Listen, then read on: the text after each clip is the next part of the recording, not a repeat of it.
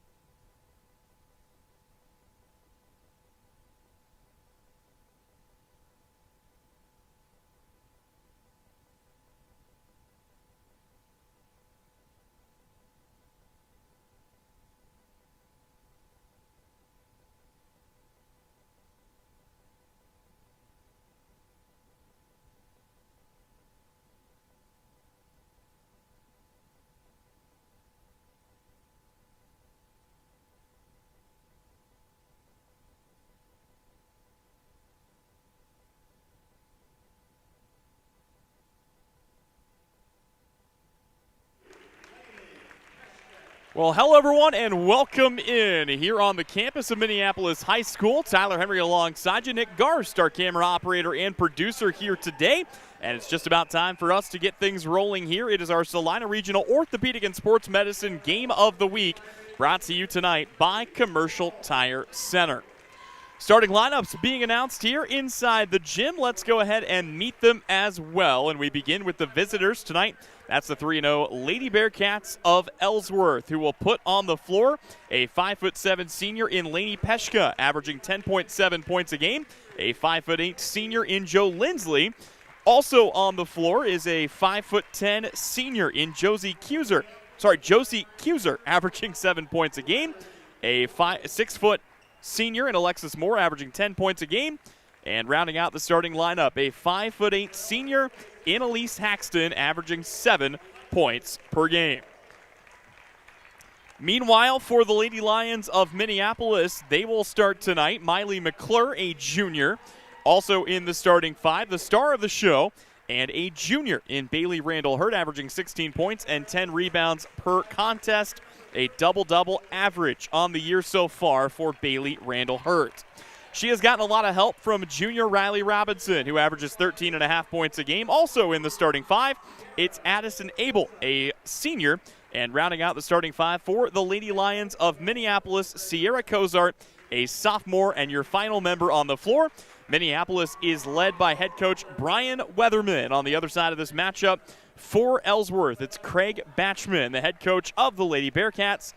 And Ellsworth comes into this game at 3-0. Minneapolis comes in at 3-1. It should be a fun matchup here from Minneapolis. Two teams that are no stranger to one another, consistently finding each other twice a year. And if everything goes according to plan, we should have coverage of the matchup coming your way from the campus of Ellsworth later this year. But for right now, it is Minneapolis wearing the all-white jerseys. They've got the red numerals trimmed in black. Meanwhile, for Ellsworth, it's the all-black road jerseys with the white numerals trimmed in red.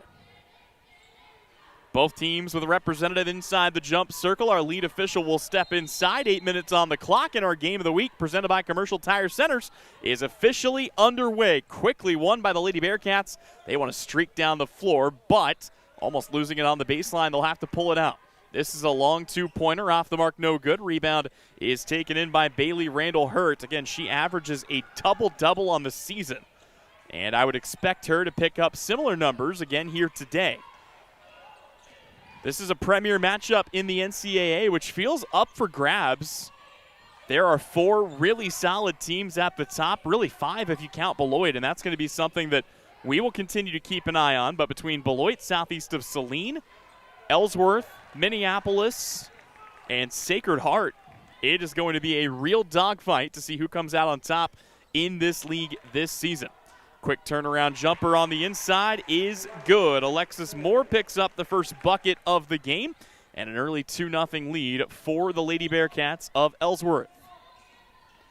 Most of Minneapolis scoring this year comes from Bailey Randall Hurt and Riley Robinson. We've got a whistle, and our first foul of the game will belong to Alexis Moore. It's a similar squad to what we had a season ago as well, as a lot of these players returning.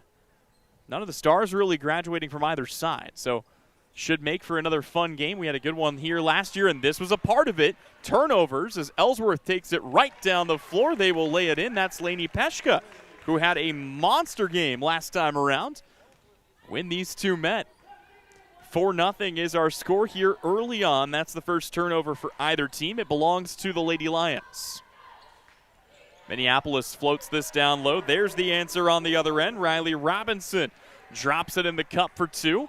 6:34 left to go here in the first quarter. You look at how both teams got to this point in the season. For Ellsworth, great ball movement down low. The shot shoved wide of the mark, though, and Miley McClure pulls down the rebound. They got wins over Lions, Smith Center, and Central Plains. Minneapolis lost their first game of the year to Inman, but they bounced back well with victories over El Saline, Bennington, and Republic County. A lot of work in the post here early on. It's going through Robinson. Bailey Randall Hurt has kind of been floating around in the high post area. That's a little different. This is what we typically see from Hurt. Turnaround jumper. She is fouled, and Bailey Randall Hurt will go to the free throw line for the first two of what many would assume to be many free throws here tonight. Randall Hurt spends a lot of time at the line and has over the last several seasons. Alexis Moore picks up her second personal foul. It's the second on the team. And Bailey Randall-Hurt steps to the free throw line. Her first shot is good. Chance here to tie the game early on. Minneapolis still working through the early goings of this one. Lady Lions trying to pick up their fourth win of the season. Ellsworth trying to remain undefeated. Lady Bearcats had a game postponed on the 13th. We've got our first subs of the game. Kelly Rodriguez checks in for Ellsworth. She will give a break to Alexis Moore with those two fouls. On the other side, Miley McClure is out of the game here for Minneapolis. And the second free throw is no good, but an offensive rebound snatched away. And the Lady Lions setting up shop here. They will work it around on the perimeter. This is the new player in the game. It's Addison Doring. Trying to float it down low. Again, it's Randall-Hurt. And it's another and one opportunity. Bailey Randall-Hurt count the bucket and the foul. And she will go to the free throw line to try give her team a 2-point lead. This is what you come to expect from Bailey Randall-Hurt. This is her game, and it works very well more often than not. Don't want to give her the open lane to the bucket, as she will sink the free throw, and just like that, it's a 6-4 ball game, and the Lady Lions are in the lead. That foul, by the way, the first of the game against Joe Lindsley. Ellsworth got that first run of this game. Since then, things have quieted down for them. They are trying to work it along the baseline. Now they swing it out on the right wing. Still working through offense. Step to the inside. Aggressive move for Lainey Peshka, but she can't get the shot to fall. And the rebound is taken in here by the Lady Lions. Minneapolis now trying to press their advantage. They will go down low. That's Atlee Smith. Turns to the inside. Her shot on the way. No good. Tipped away. And it will be Ellsworth basketball as the Lady Bearcats take it right back. So a relatively slow offensive start through the first 3 minutes of this game. Both teams just trying to kind of shake each other loose and sort out what they need to do. Here it is a turnover generated by Minneapolis, but the Lady Lions are going to return the favor, and they will cough it up and give it right back to the Bearcats. 4:47 to go here early on in this one. This is a really good game in Ellsworth a season ago. The Bearcats, the Lady Bearcats, that is, won 37-32 to defend their home floor. Here's a three-pointer, air ball miss. That'll find its way to the baseline, and it will be given to the Lady Lions, who make a 4-for-4 swap. They will return Miley McClure to the floor, as well as Bailey Randall-Hurt, Haley Nichols. And it looks like the final new addition to the floor is Addison Abel, one of their starters, checking back into the game.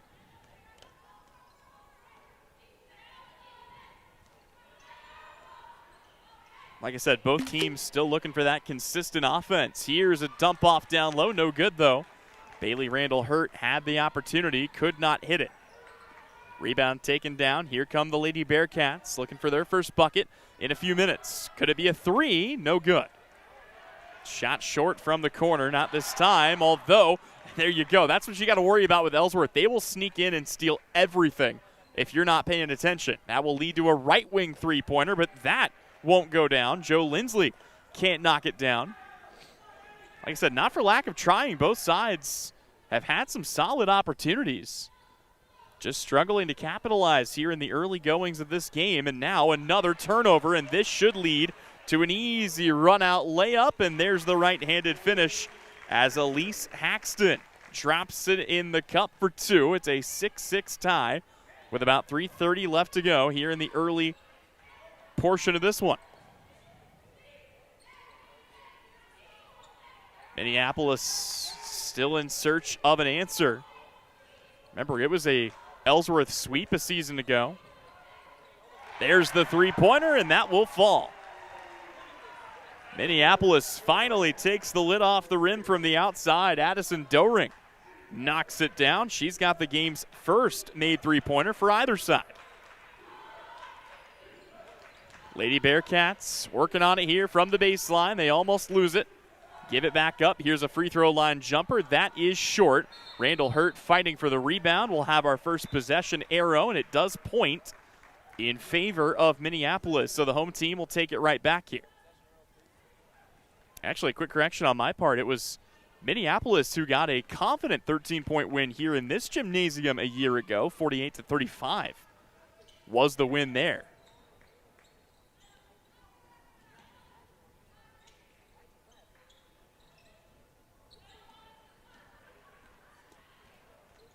Back on the other side of things, Minneapolis still trying to sort out the offense. Working it around. And Bailey Randall Hurt. Hey, guess what? It's another and one opportunity for number 10. This is kind of the other thing that you got to be cognizant of. You have to be cautious not to get in foul trouble.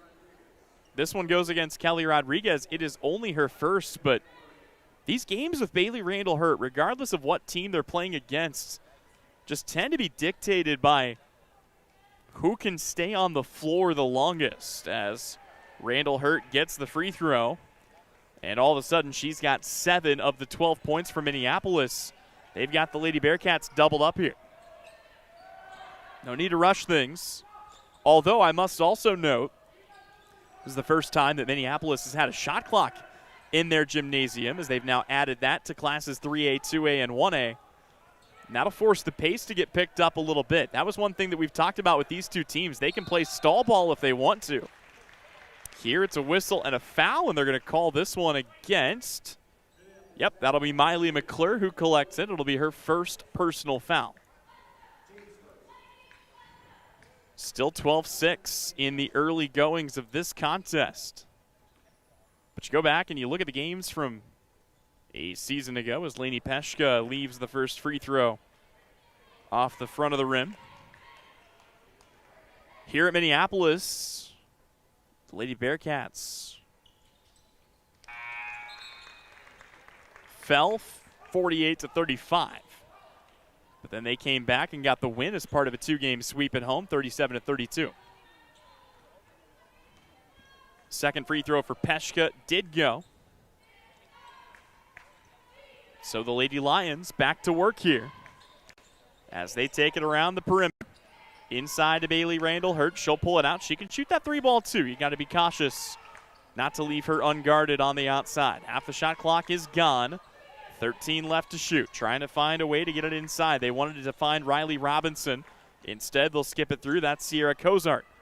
5 seconds left to get a shot up. They will kick it out. Here's a deep three-pointer, and it goes down for Miley McClure. That is one player you do not want to let get hot. If you're the Ellsworth Lady Bearcats, we have seen time and time again her ability to knock them down from the outside.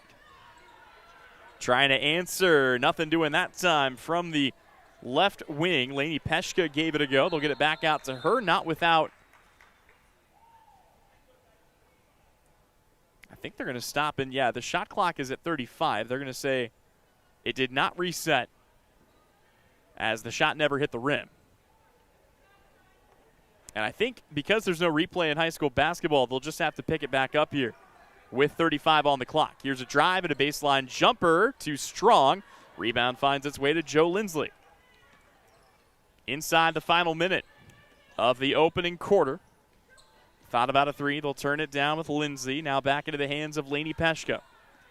17 to shoot, 35 on the game clock.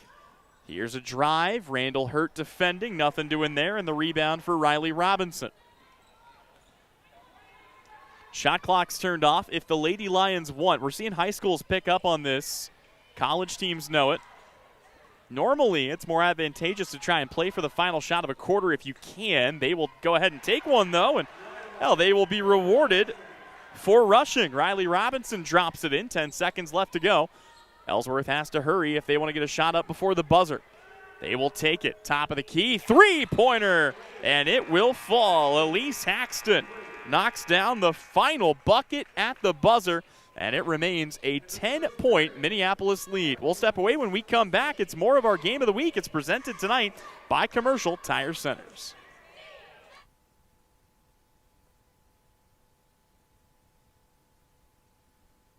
Winter travel can be treacherous if your tires are worn out. Stay safe with an inspection at Commercial Tire Company. Cold weather also drops the inflation in your tires. Get them checked today to avoid losing grip or damaging your tires. Commercial Tire will help keep you safe. For repairs that aren't tire related, our automotive and diesel mechanics will fix it right the first time. Commercial Tire Centers, West Crawford and North 9th, Salina. Commercial Tire Centers, where service is everything.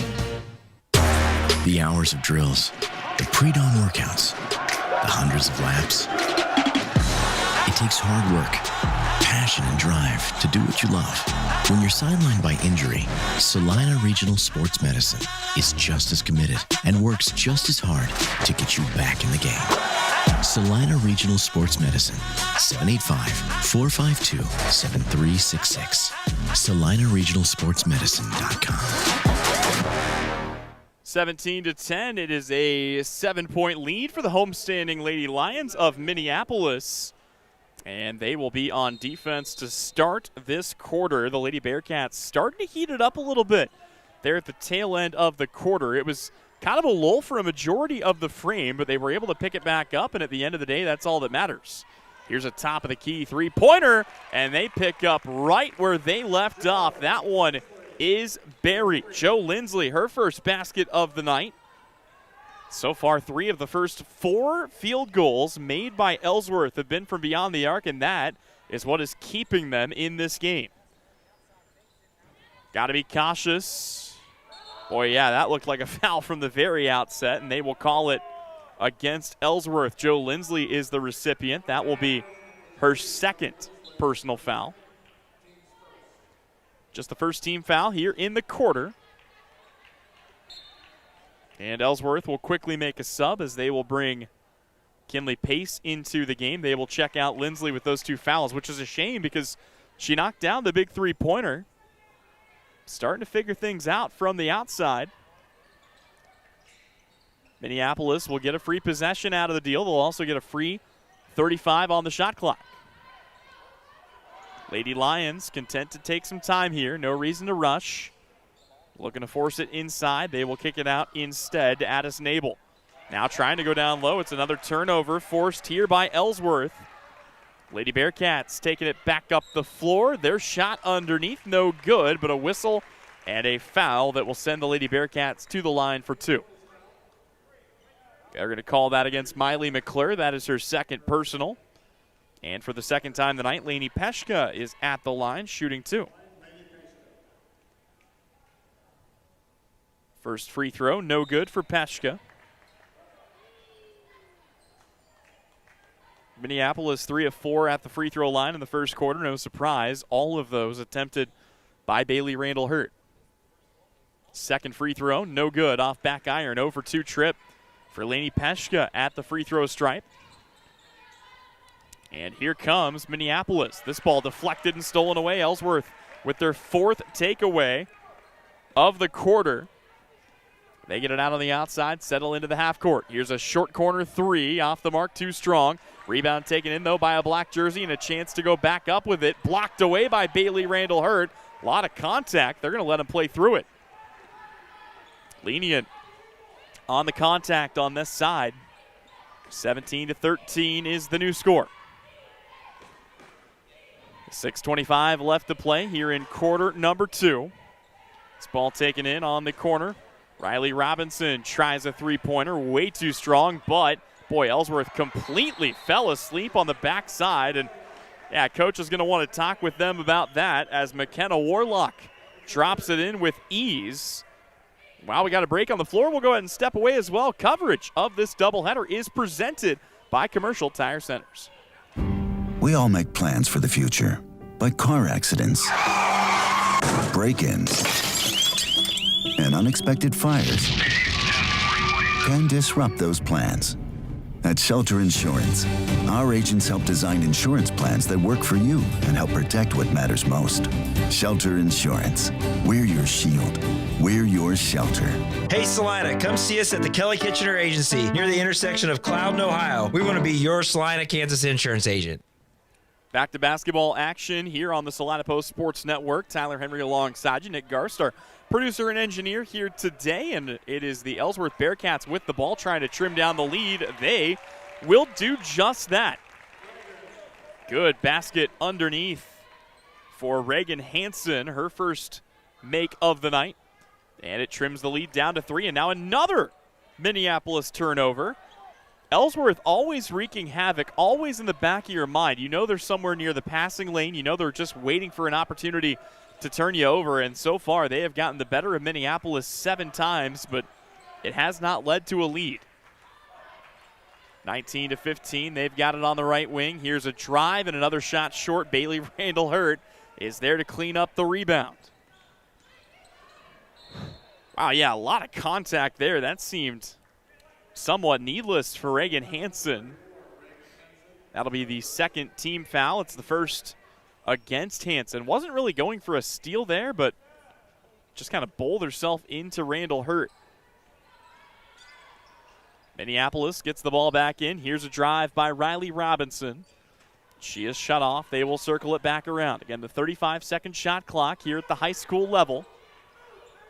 Dump it down low. Bailey Randall-Hurt. Power dribble inside. No good. Offensive rebound. Whistle and a foul on the putback. They will call it against Josie Kuzer. For Kuzer, that is her first personal foul, and it will send Riley Robinson to the free throw line to shoot 2.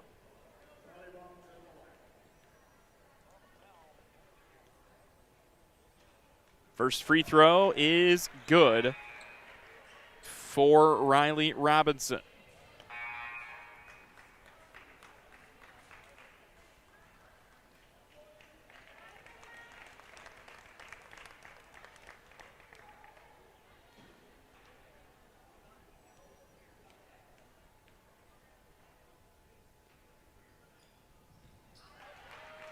Second free throw, good as well. So a 2-for-2 trip at the stripe for Riley Robinson. 5 minutes left to go. Here in the first half, Ellsworth still sticking around. Good catch and shoot underneath, no good. Rebound is taken in by Robinson. And Minneapolis will bring it back down the other way. Lady Lions not conceding much in the way of second chance points. Randall-Hurt off the floor. They're going to try to work instead underneath through Atlee Smith, but yeah, 3 seconds in the lane. And another turnover as the Lady Lions gift yet another opportunity here to Ellsworth. In the gifting spirit, about a week early. Christmas break coming up here in just a week for all of these athletes. A few more games left to go on Thursday and Friday before the winter break officially begins, at least for sports. 4:25 remaining. Here's a dump down low. Struggling to handle it. They'll kick it back out instead. Corner 3, it's good. Ellsworth knocks it down. That one courtesy of Kinley Pace. And it's been the 3 ball. Again, a made 3 back in the first quarter. 2 made 3s here in the second. All of a sudden, you're looking at a 4-point ball game.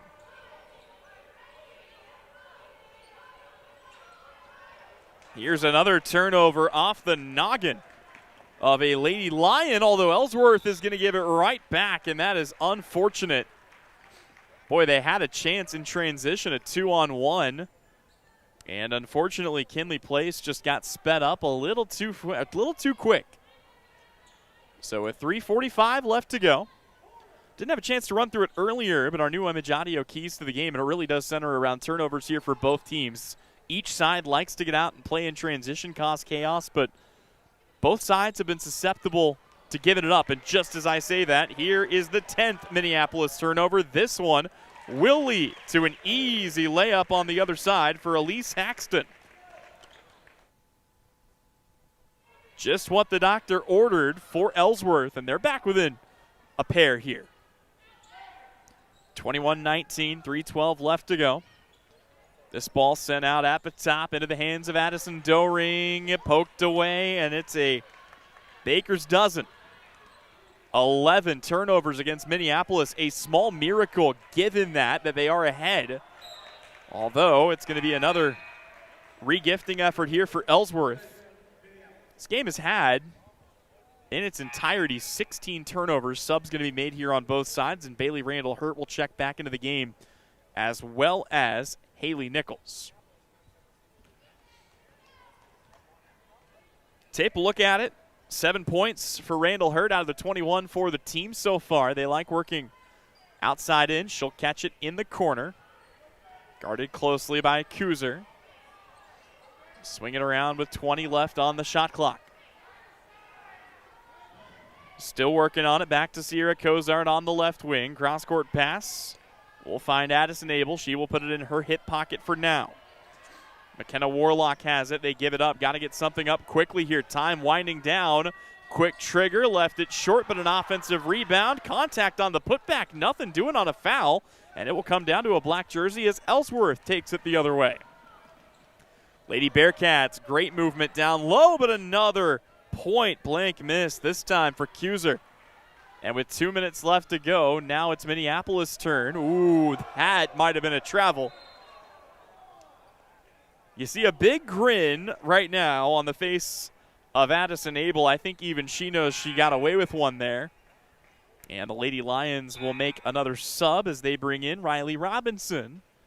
She replaces McKenna Warlock. On the other side, Joe Lindsley is back in the game. She comes in for Kinley Place.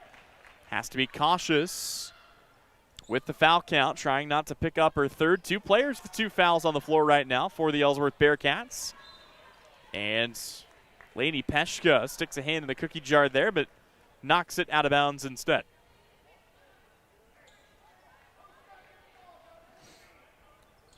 $1:48 left to go. It was a 7-point lead for Ellsworth. This ball knocked away. Oh, wow, and they're going to say, yeah, that's the right call. Minneapolis tried to throw it back in. Peshka knocked it out of bounds, and it was caught out of bounds by the Minneapolis player. That is a turnover.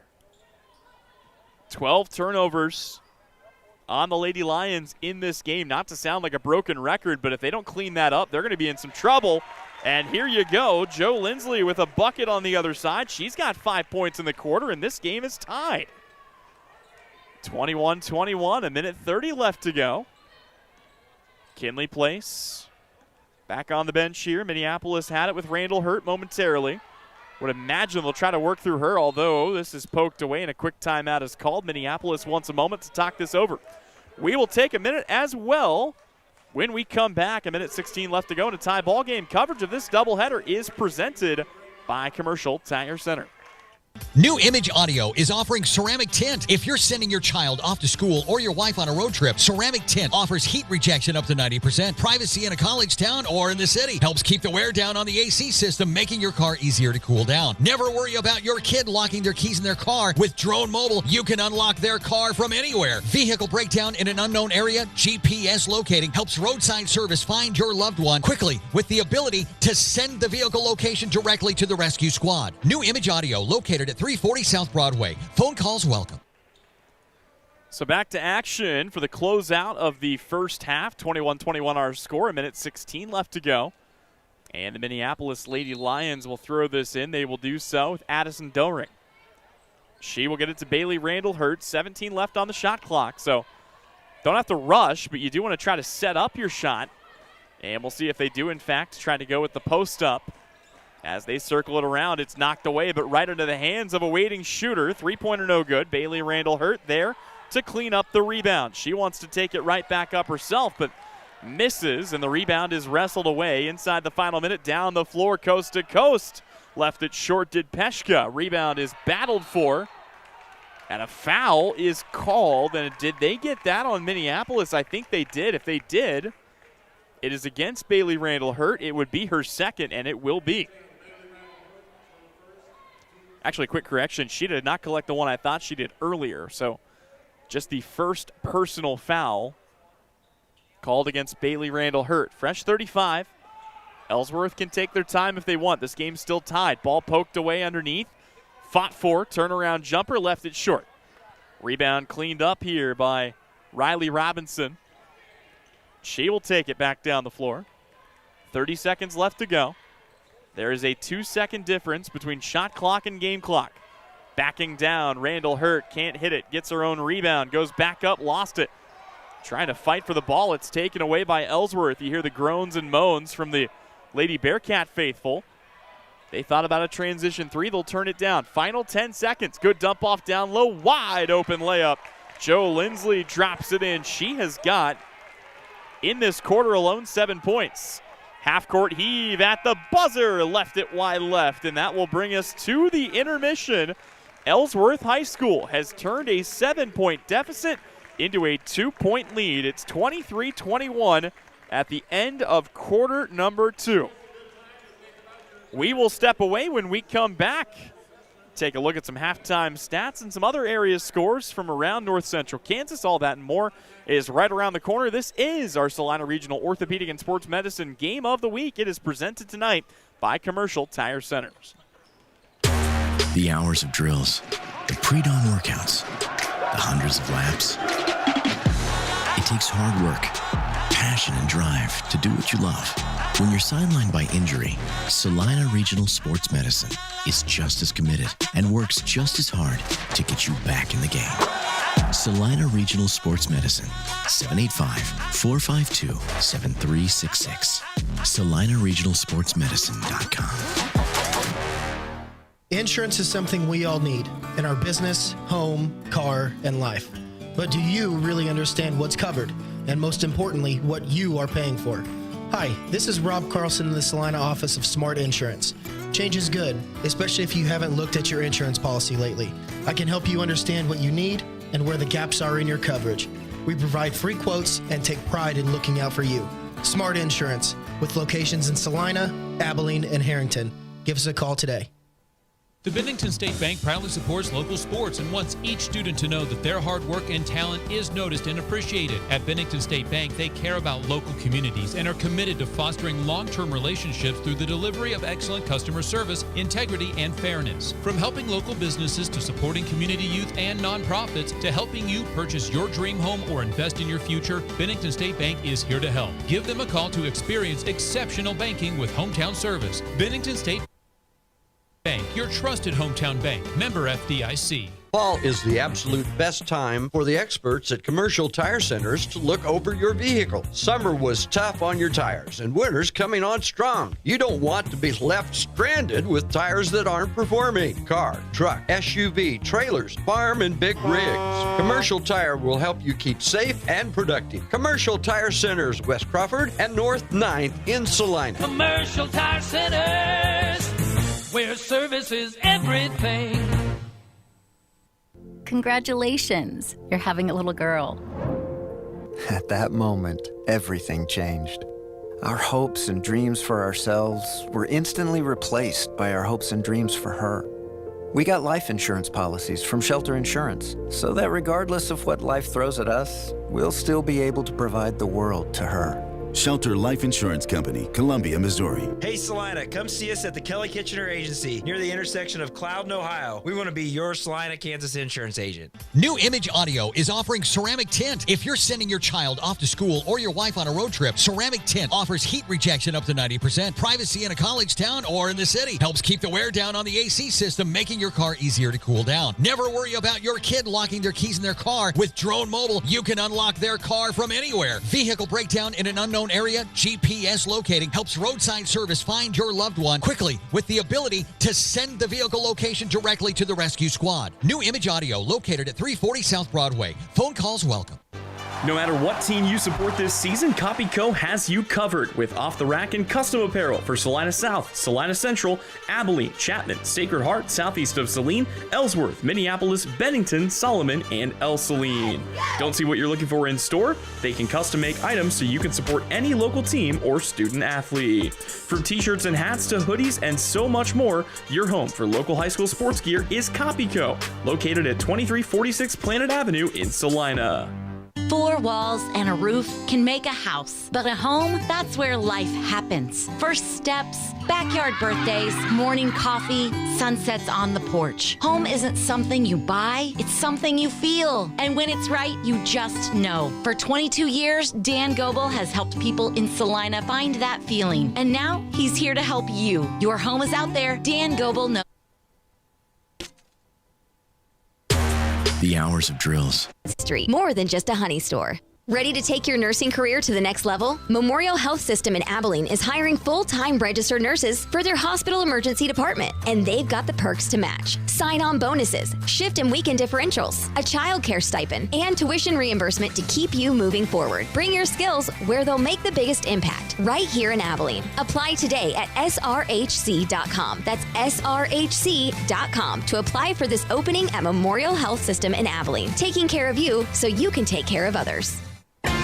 APAC Kansas Incorporated has been building the Heartland from the ground up for over a century. From the supply of aggregate materials, hot mix asphalt, and concrete to the construction of roads and bridges, we do it all. You've seen our trucks, and now we want to hire you. APAC in Salina is growing, and we are hiring for all positions. From truck drivers to mechanics, general laborers, and construction, APAC has your next career. For more details, visit the job links page at salinapost.com. Great pay and benefits, APAC is an equal opportunity employer.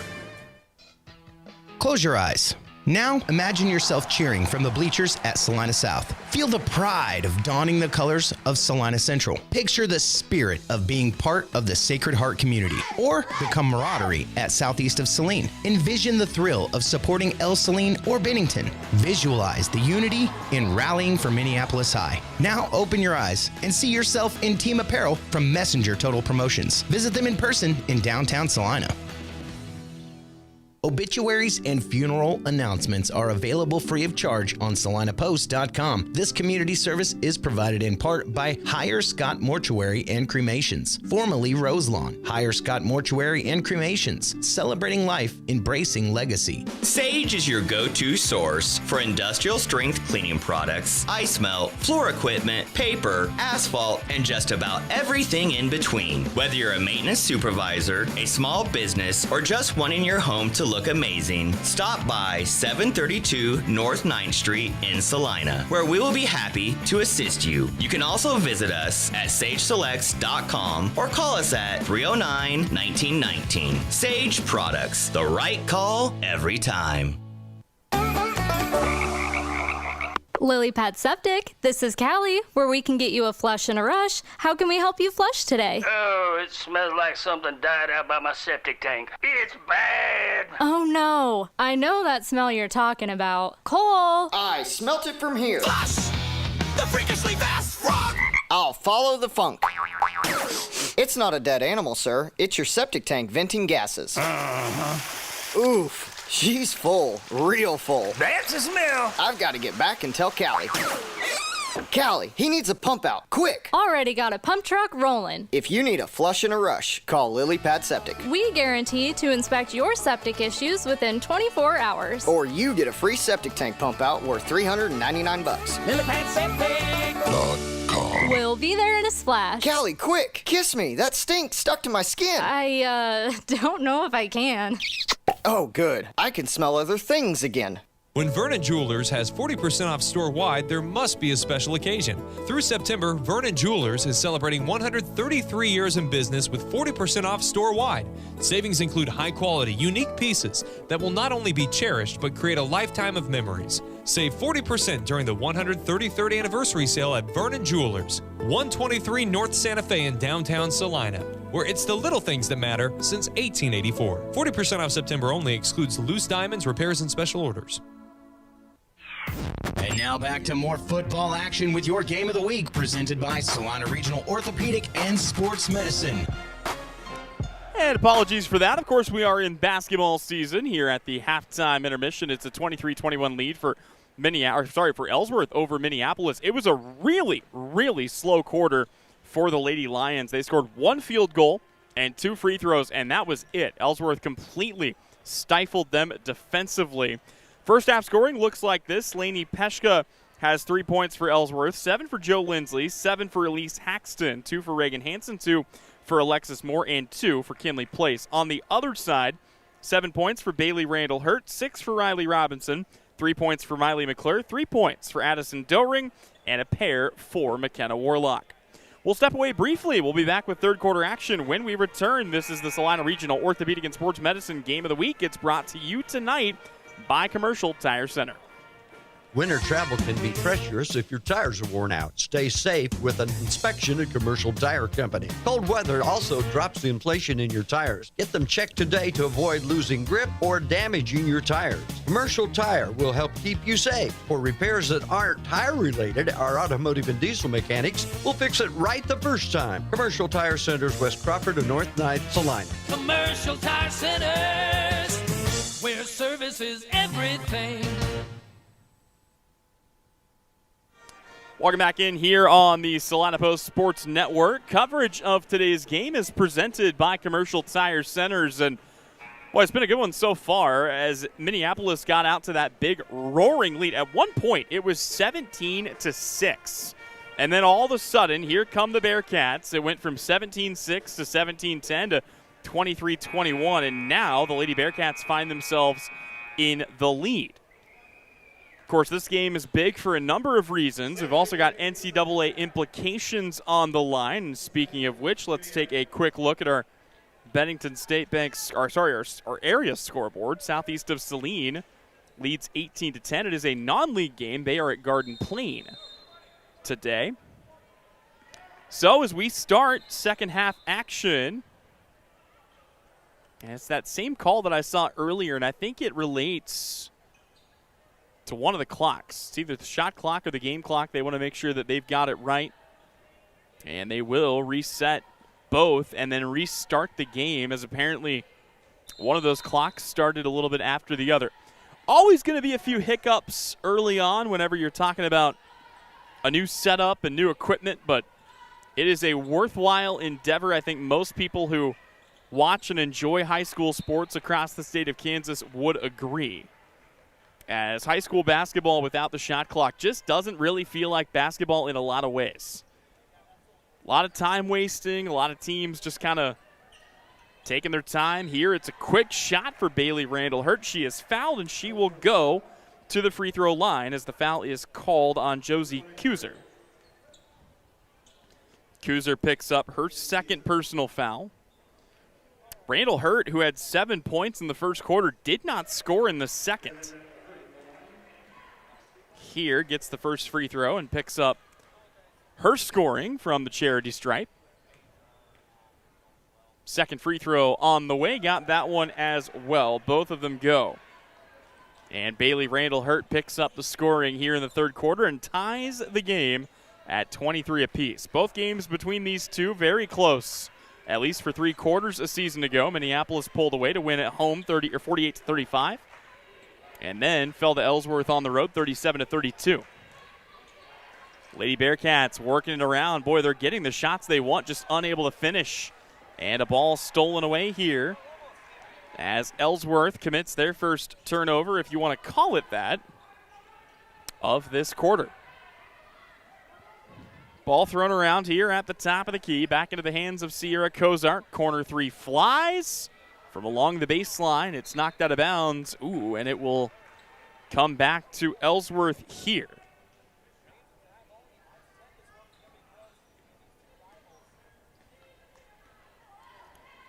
Again, 23-21 was our score at the end of the first half.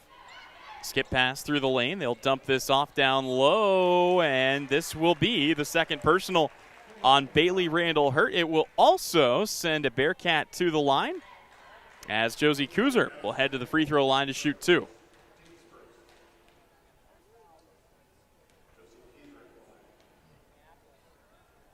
Kuzer's first is in and out, no good. If she can hit the second one, she would be the 7th different Lady Bearcat to score tonight. And, boy, misses them both. Last 4 free throws in a row for the Lady Bearcats. 0 for 4. Lady Lions will take it back. Still a tie game, 6:37 to go. Scoring for both teams is kind of ground to a halt. We have got another foul underneath. This one, I believe, will go against Alexis Moore, and if it does, that would be Moore's third personal. And that is her third personal. Riley Robinson at the line, shooting 2. First free throw on the way, and it is good. So 3 personals early in this game against Marshall. Have to check out. They will bring Reagan Hansen back in to replace her. Hansen just has the 1 so far. No field goals in the third quarter just yet. But Minneapolis, after missing that, will start 3 of 4 at the free throw line. Rebound is wrestled away. Ellsworth's got it. The Lady Bearcats will bring it back down the floor. Ellsworth just trying to find what they had early in the second quarter. It was an onslaught with a couple of big made threes and a couple of good looks underneath. Since then, both wells have seemingly ran dry. Elise Haxton takes it back out, finds Lainey Peshka. She will pump fake, wants to drive. A neat little no-look pass. And Joe Lindsley is there to finish it off. That's a good pass from Peshka. Give her the assist, and Ellsworth back ahead, 25-24. 5:50 back into the paint. Riley Robinson, turnaround, left it short. Randall Hurt gets it back, and it's another and one opportunity for Bailey Randall Hurt. My goodness, this is going to be her third and one chance of the night. That foul will go down as the first personal on Lainey Peshka, who has kept her nose clean. Randall Hurt's been really good at the line so far, and she will, well, there's the old broadcaster's jinx as we've got a jump ball. It'll point towards the Lady Bearcats.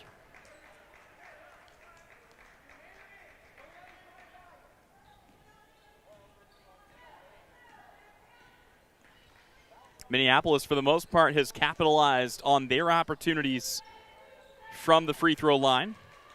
Coming into the second half, they were 5 of 6. Post entry denied. Quick jumper, though, off the miss. Rebound tipped away. Minneapolis trying to run it down. They will not.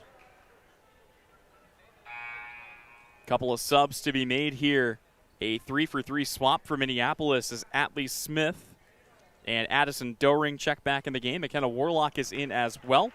Coming out, Addison Abel, Riley Robinson, and Miley McClure. And I think a little miscommunication about whether McClure was or was not coming off the floor. Momentarily turned around before Coach Weatherman brought her back over.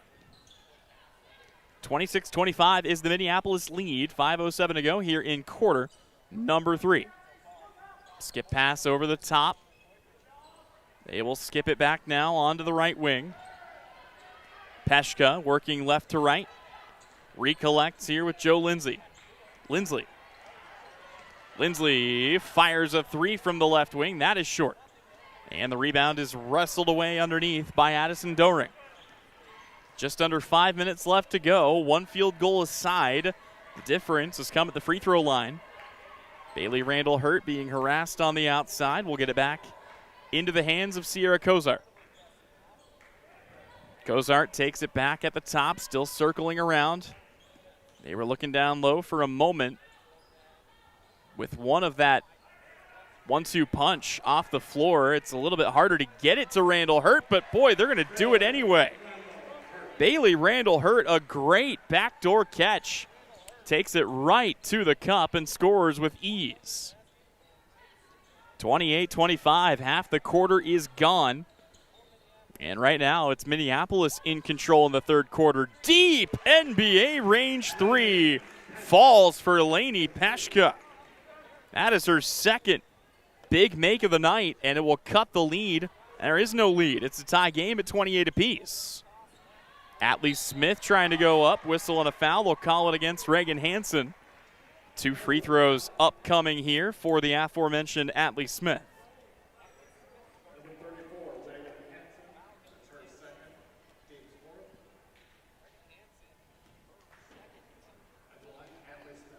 Second foul against Hansen tonight. First free throw, no good. Boy, Minneapolis has been living at the line. This will be the 7th free throw attempt for the Lady Lions, who make a quick 3-for-3 swap of their own. They bring Bailey Randall Hurt off the floor. Riley Robinson will rejoin the fray here. High arcing miss And now it's Minneapolis who have left 4 big free throw opportunities on the line. 3:31 left to go, tie game, 21 apiece. And boy, a whistle and a foul that will send Lainey Peshka back to the free throw line. They will call that against Miley McClure. She'll have to be cautious. That is her 3rd personal foul. Peshka's first free throw is good. Split her first pair of tries, missed the last 2. If the averages hold, likely going to get both here, which would be big for Ellsworth. They could take a 2-point lead. Every point crucial in this series. Second free throw, got them both. Lainey Peshka buries a pair, and it's 30-28, the 2-point lead for the Lady Bearcats. I was just about to bring up that both sides had cut down on the turnovers, and just as I say that, a miscommunication will lead to a Lady Lion turnover and an easy Elise Haxton bucket. She has gotten all but one of her makes tonight in transition. Here it's Haxton bothering Smith on the outside. They are able to save it. Corner 3, air ball short. And the rebound is wrestled away here by Peshka. Lainey Peshka 1-on-3 does not have the numbers advantage. Goes right to the rim and cannot finish. So the rebound taken in by Riley Robinson, and the Lady Lions back down the floor. That'll prompt the timeout to be called. We will go ahead and take it with them. Minneapolis wants a moment to talk it over. Coverage of this game is presented by Commercial Tire Center in Salina. At Vernon Jewelers, we believe jewelry is more than just an accessory. It's an expression of who you are. It's also a piece of your life that can be passed down through the generations. That's why our expert team is here to listen, understand, and help you find that piece that speaks to your story. We're not just your local jeweler. We're your neighbors, your friends, and your partners in celebrating life's precious moments. Vernon Jewelers in downtown Salina. In our 141st year, we are not old. We're just really good at what we do. Back to basketball action here on the campus of Minneapolis High School. 32-28 is the lead for Ellsworth. It's been a back-and-forth affair. Minneapolis had the big early lead. They ended up losing it after they scored a total of just 4 points in the second quarter. But Ellsworth continuing to find looks in transition, continuing to hound it. Well, here you go again. It's a steal thrown back down the floor, but they will cough it up on their own end. Quick turnover aside there, and Minneapolis is right back to work. Contrast to play styles, this is a Lady Lion team that likes to work from the outside in and get it to their post players. Bailey Randall-Hurt trying to get downhill in a hurry. Boy, looked like a clean block, but they will call the foul on Josie Keyser. For Keyser, that is going to be her 3rd personal foul, and we're starting to approach the point where foul trouble might come into play. Nobody's got a 4th yet, but we're also not quite to the 4th quarter. Big difference in free throws tonight. As Riley Robinson is at the line, she will get the first. Feels like you can say that about almost any team that plays against Minneapolis. This is a Lady Lion squad that likes to play from the free throw line. Second free throw on the way, and got them both. Riley Robinson so far tonight is a crisp 5 of 6 at the free throw line. 2:07 to go, 3rd quarter. They'll try to throw it down low, ball almost taken away. They're able to salvage it. Ellsworth holding on to a 2-point lead. Peshka gets her defender in the air, steps in. Her shot no good. Rebound tipped around, and Minneapolis will come down with it. 1:50 left to go. Still working our way through 3rd quarter action. Ellsworth crowd thought there was a travel there. 20 seconds left to shoot. Bailey Randall-Hurt from the top of the key. Wants to drive, tries to take it herself. Might not have been the best look in the world, and it will be Ellsworth basketball as that ball is knocked harmlessly to the baseline. 32-30. Lady Bearcats still in the lead. It is a quarter that has seen a whopping total of 4 made field goals between the two teams. And with that, Craig Batchman wants to take a second and talk things over. It's a full timeout. We'll take it as well. We're back with more of our Game of the Week when we return. Coverage tonight is presented by Commercial Tire Center.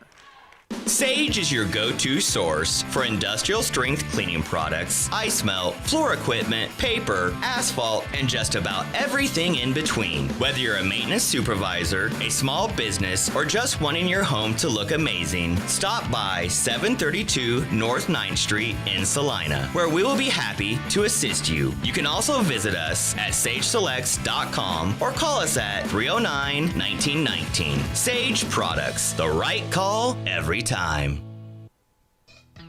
Close your eyes. Now, imagine yourself cheering from the bleachers at Salina South. Feel the pride of donning the colors of Salina Central. Picture the spirit of being part of the Sacred Heart community or the camaraderie at southeast of Saline. Envision the thrill of supporting El Saline or Bennington. Visualize the unity in rallying for Minneapolis High. Now, open your eyes and see yourself in team apparel from Messenger Total Promotions. Visit them in person in downtown Salina. Third quarter action resumes. 32-30 is the lead for the Ellsworth Bearcats. They've got the ball here, working on it in the black jerseys with the white numerals trimmed in red. Minneapolis tonight in the all-white home jerseys. Red numerals also trimmed in black. 15 seconds, dump off down low, and a big foul drawn against Bailey Randall Hurt. That's going to send Kinley Place to the free throw line. She will have a chance here to shoot a pair. It is only the second personal foul on Bailey Randall Hurt, but anything to try and slow her down would be a big benefit to the Ellsworth Bearcats. This Place cannot quite get the first free throw to fall, but she'll have another opportunity coming up here.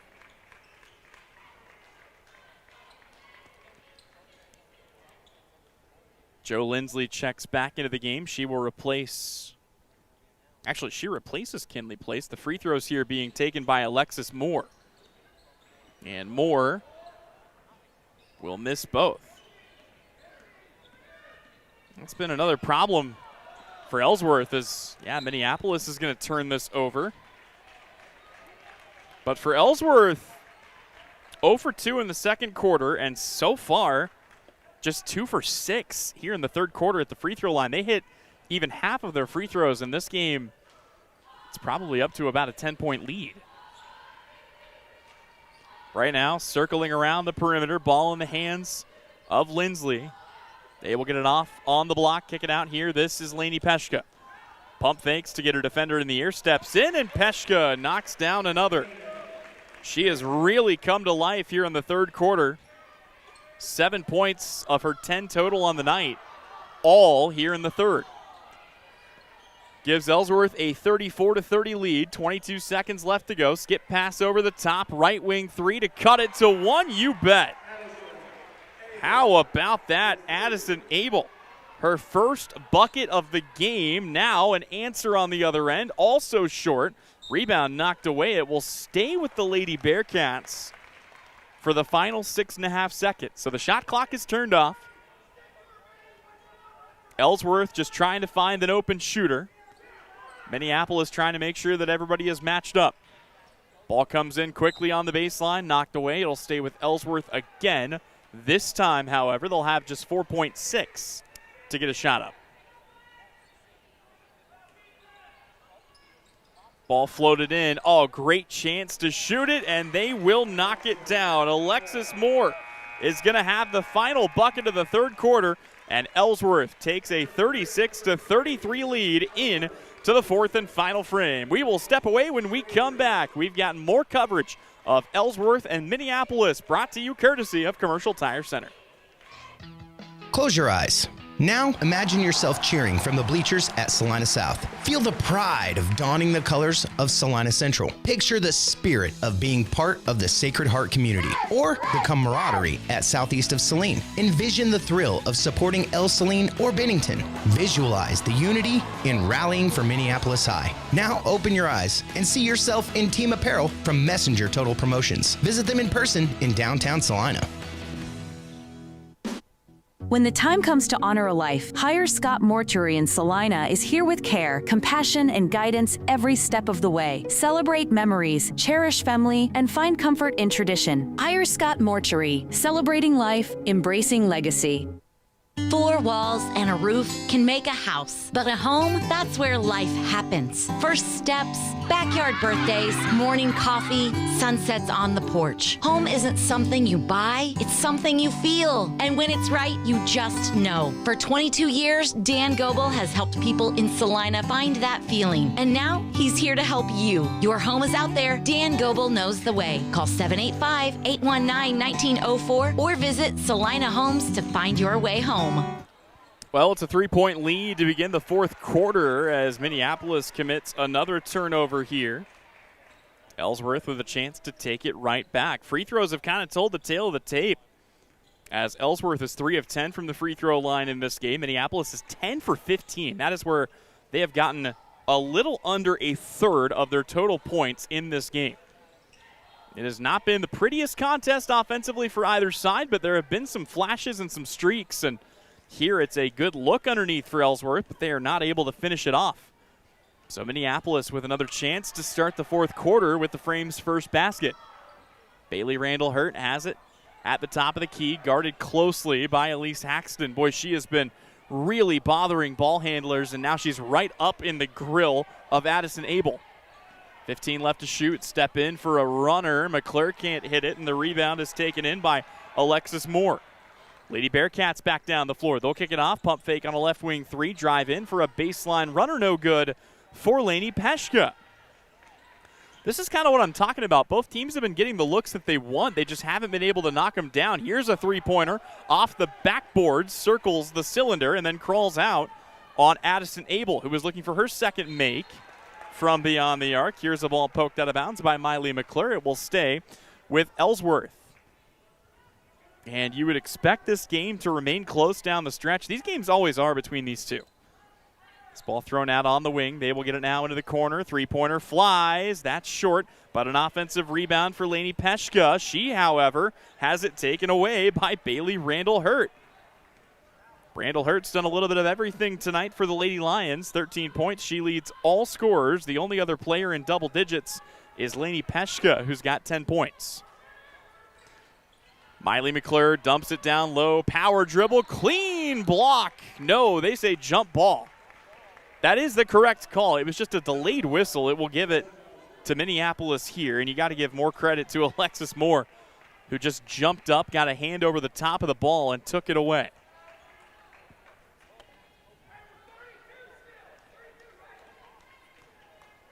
So back to work on the offensive end once again. Still trying to sort through things, and another turnover. This time it's Ellsworth who coughs it up. They almost steal it right back. Ball bounced back off to Bailey Randall-Hurt, now around to Miley McClure. McClure right off the shin of a defender there. Lindsley takes it away. She'll bring it up the floor here. Ellsworth with the numbers. Might have gotten away with a travel there. Righty finish for Lainey Peshka.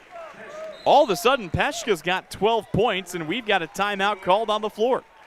We'll step away. We'll take it as well when we come back. More coverage of Minneapolis and Ellsworth, the final 5:41. Here it's presented by Commercial Tire Center. No matter what team you support this season, Copyco has you covered with off-the-rack and custom apparel for Salina South, Salina Central, Abilene, Chapman, Sacred Heart, southeast of Saline, Ellsworth, Minneapolis, Bennington, Solomon, and El Saline. Don't see what you're looking for in store? They can custom make items so you can support any local team or student athlete. From t-shirts and hats to hoodies and so much more, your home for local high school sports gear is Copyco, located at 2346 Planet. APAC Kansas Incorporated has been building the Heartland from the ground up for over a century. From the supply of aggregate materials, hot mix asphalt, and concrete to the construction of roads and bridges, we do it all. You've seen our trucks, and now we want to hire you. APAC in Salina is growing, and we are hiring for all positions. From truck drivers to mechanics, general laborers, and construction, APAC has your next career. For more details, visit the job links page at salinapost.com. Great pay and benefits, APAC is an equal opportunity employer.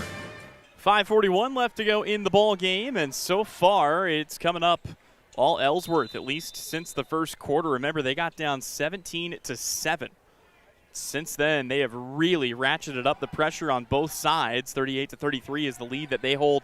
Still a lot of basketball left to be played, but points are coming at a premium so far. And where Minneapolis has not been able to get to the free throw line, they have struggled on the offensive end. Just one field goal in the second quarter here. Well, there you go. It's another and one this time. Riley Robinson does the deed. She'll knock down the shot. We'll see who the foul goes against. They will call it. Looks like they will call it against Josie Keyser, and that's her fourth personal. So the first player tonight for either side to pick up a fourth foul is Josie Keyser. Free throw is on the way, and that will go for Riley Robinson. Ooh, and a palming call on Lainey Peshka, who is out for a Sunday stroll. Boy, you don't usually see an unforced, unpressured turnover like that, but that's exactly the call. So it's a 2-point game. Minneapolis with the basketball. 5:20 remaining. They will throw it into Bailey Randall-Hurt at the top of the key. Now they go back into the hands of Addison Abel. Randall-Hurt hands it off back to McClure. Has it poked away, gets it back. 25 left to shoot. Tipped away. Randall-Hurt splits the double team. Numbers advantage will lead to a three. For the lead, no good. Put back on the way to tie it, no good. McClure, though, gets it back. A third chance to tie it. Off the backboard, no good. Fourth chance for Randall-Hurt. And sooner or later, something was going to have to go down, and it did, as Bailey Randall-Hurt knocks down the shot, and this game is tied at 38 apiece. Good touch pass underneath. They will bounce this at the free throw line. Ellsworth momentarily in a trap. 4:27 left to go. Lainey Peshka, a drive. Her shot no good, but she will get her own rebound. Tries to circle it back around. Playing with her back to the basket from the outside. Here's a long two. That's no good. Another offensive rebound. Now it's Ellsworth's turn for multiple looks, and it will be Alexis Moore at the line shooting two. As the foul goes against Riley Robinson. For Robinson, that is just her first personal foul. Nothing to sweat too hard about right now. Tie game, free throw on the way, and another Ellsworth miss, and this has just been eating them up. They are 3 for 11. If they miss another, they're 3 for 12 at the free throw line. And that really has been the difference in a game like this. Second free throw is good. 1 point lead for the Lady Bearcats. 39-38 is our score. Ooh, Minneapolis just about turned it over. Now they will turn it over. Bailey Randall-Hurt, I think sensing the fear that she had put it on the wrong side of the mid-court stripe, just airmails a teammate. Both teams have 5 second-half turnovers. That's actually an improvement on Minneapolis' side. They had 12 turnovers against them in the first half. Back to work here. Three-pointer flies. It's deep. It's short. Randall-Hurt is there to corral the rebound. It remains a 1-point Ellsworth lead, but time is running out. Minneapolis, skip pass. McClure, catch and shoot three, no good. Rebound taken in here by Lainey Peshka. Peshka speeding back down the floor, under control, hands it off to a teammate. Her shot rattles around the rim and then crawls out. We've got a jump ball. This time the arrow points to Minneapolis. But bookmark in the back of your mind that the Lady Bearcats now control the arrow. Joe Lindsley will check out of the game. Coming in to replace her is Kinley Place. Elise Haxton, arguably the team's best defender, is back on the floor. You know she's going to pick up on Randall-Hurt right away. Ellsworth settling into their zone defense here. 3:17 left to go. Almost thrown away, dumped down low. Randall-Hurt bounces it back out. Three-pointer for the lead. Yes, sir. Knocked down by Addison Abel. She only has 2 makes from the floor tonight. They're both big three-pointers. And it's a 41-39 lead for the Lady Lions of Minneapolis. Here's a baseline drive. Slipping underneath, whistle, and a foul. And Place will head back to the free throw line to shoot 2. We'll have to see who this is against. They will call it against Bailey Randall-Hurt. That is her third.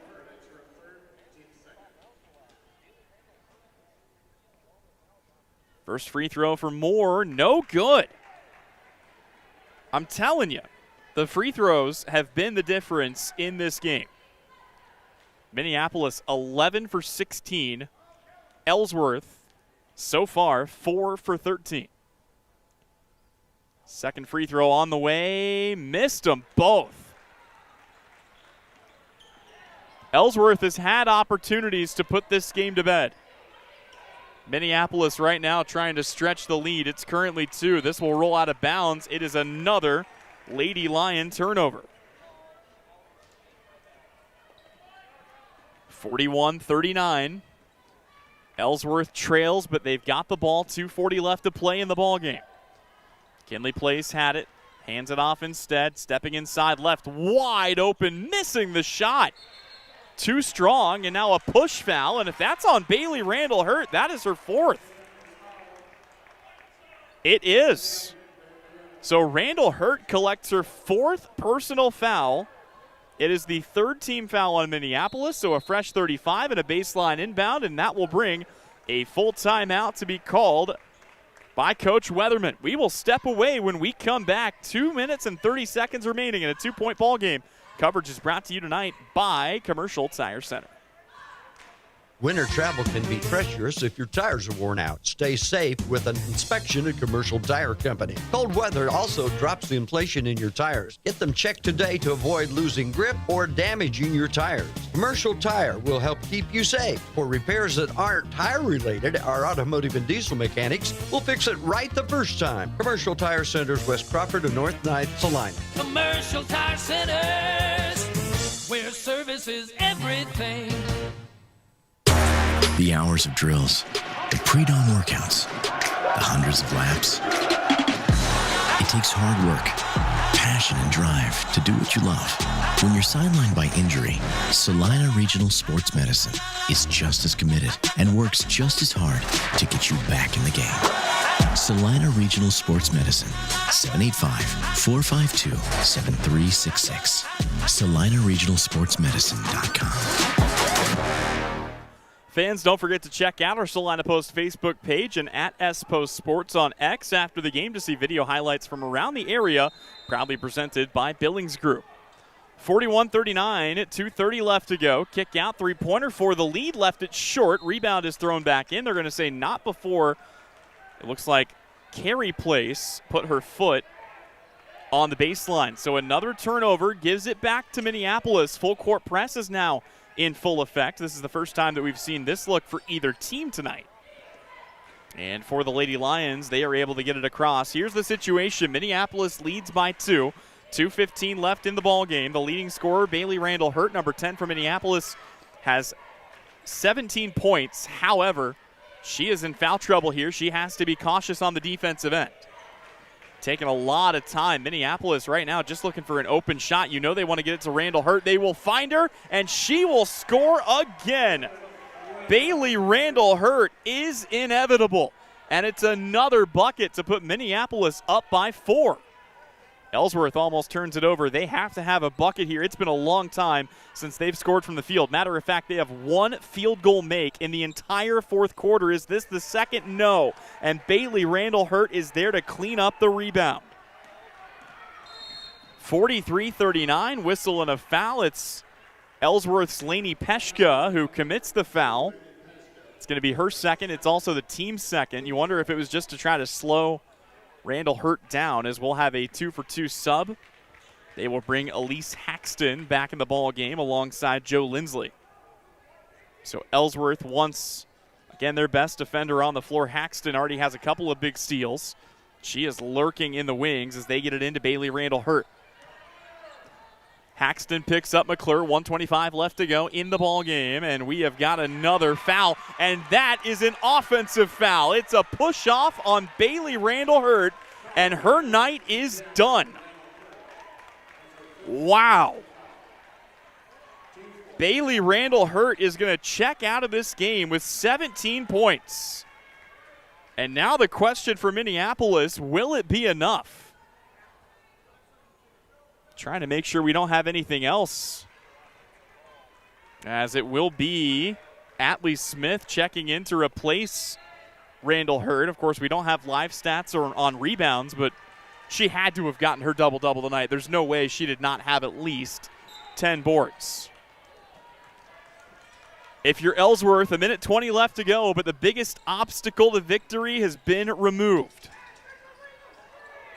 Here's a three-pointer. It's wide right. Rebound thrown back in, not in time, and now there's an injured Lady Lion down on the floor, and that is Miley McClure. She is still not getting up. Coach Weatherman will come out. Oh, she is bleeding a lot. Likely got hit. Yeah, just a bloody nose. And they are going to have to take some time and clean this up as there is a lot of blood on the floor. 1:08 remaining.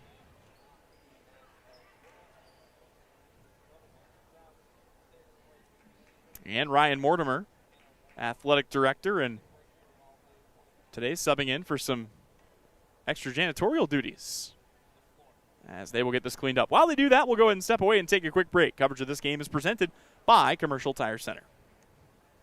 New Image Audio is offering ceramic tint. If you're sending your child off to school or your wife on a road trip, ceramic tint offers heat rejection up to 90%, privacy in a college town or in the city, helps keep the wear down on the AC system, making your car easier to cool down. Never worry about your kid locking their keys in their car. With Drone Mobile, you can unlock their car from anywhere. Vehicle breakdown in an unknown area, GPS locating helps roadside service find your loved one quickly with the ability to send the vehicle location directly to the rescue squad. New Image Audio, located at 340 South Broadway. Insurance is something we all need in our business, home, car, and life. But do you really understand what's covered? And most importantly, what you are paying for? Hi, this is Rob Carlson in the Salina office of Smart Insurance. Change is good, especially if you haven't looked at your insurance policy lately. I can help you understand what you need and where the gaps are in your coverage. We provide free quotes and take pride in looking out for you. Smart Insurance, with locations in Salina, Abilene, and Harrington. Give us a call today. 1:08 remaining. Minneapolis will throw this in. They get the blood cleaned up, but the big thing here, two major starters not on the floor, and the inbound is stolen away. Ellsworth only down by 4. This game is well within their reach. They will slip it down low. Here's the shot. Lefty finish, no good. But there is a jump ball, and the arrow does point to Ellsworth. Bearcats.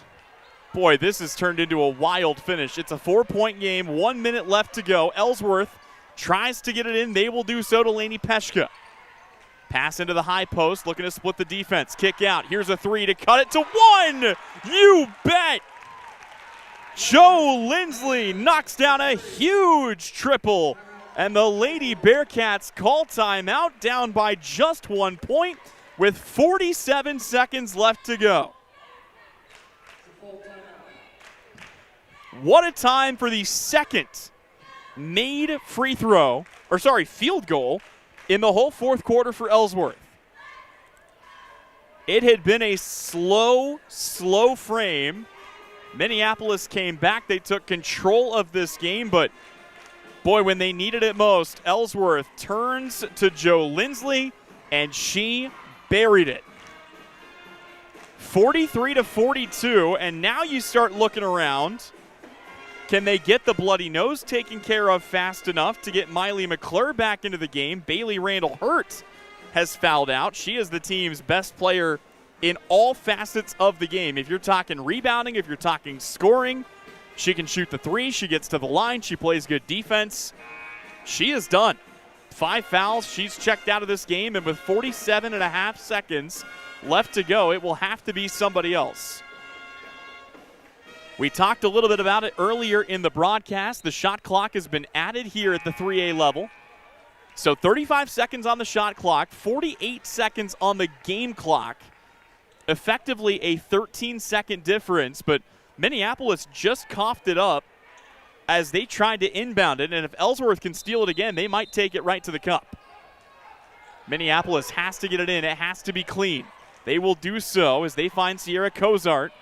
Cozart has to be cautious, had it poked away, picks up her dribble. Now she's in a trap, and it is wrestled away. Ellsworth fires it up the floor. Lady Bearcats streaking down, and it will be Minneapolis basketball. Of course, there is no replay review at the high school level.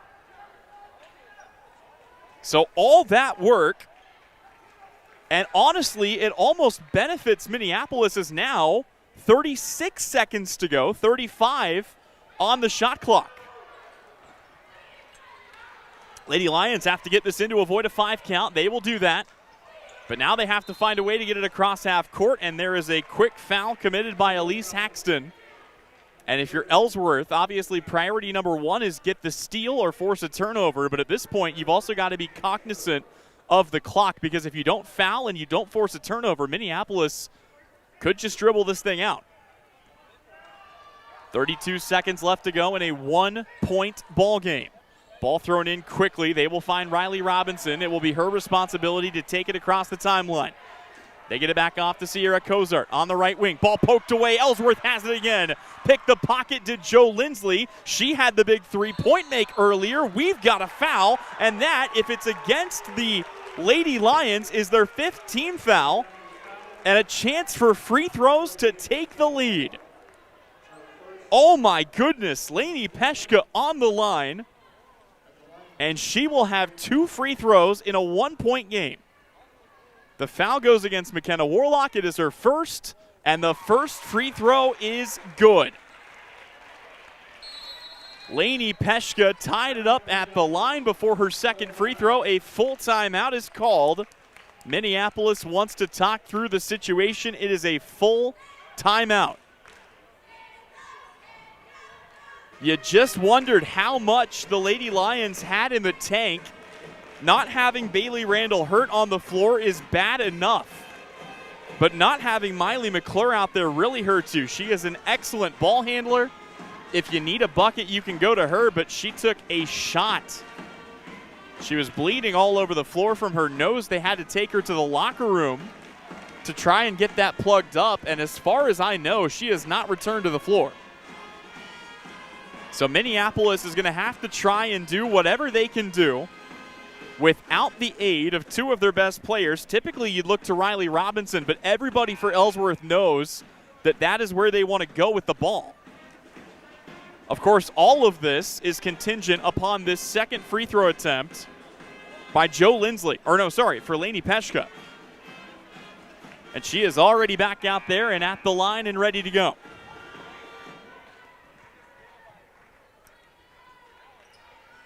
It's been a fun one so far. It's been brought to you by Commercial Tire Center. And with 18 seconds remaining and the shot clock turned off, Lainey Peshka with a chance to give the Lady Bearcats the lead. And she airballs it.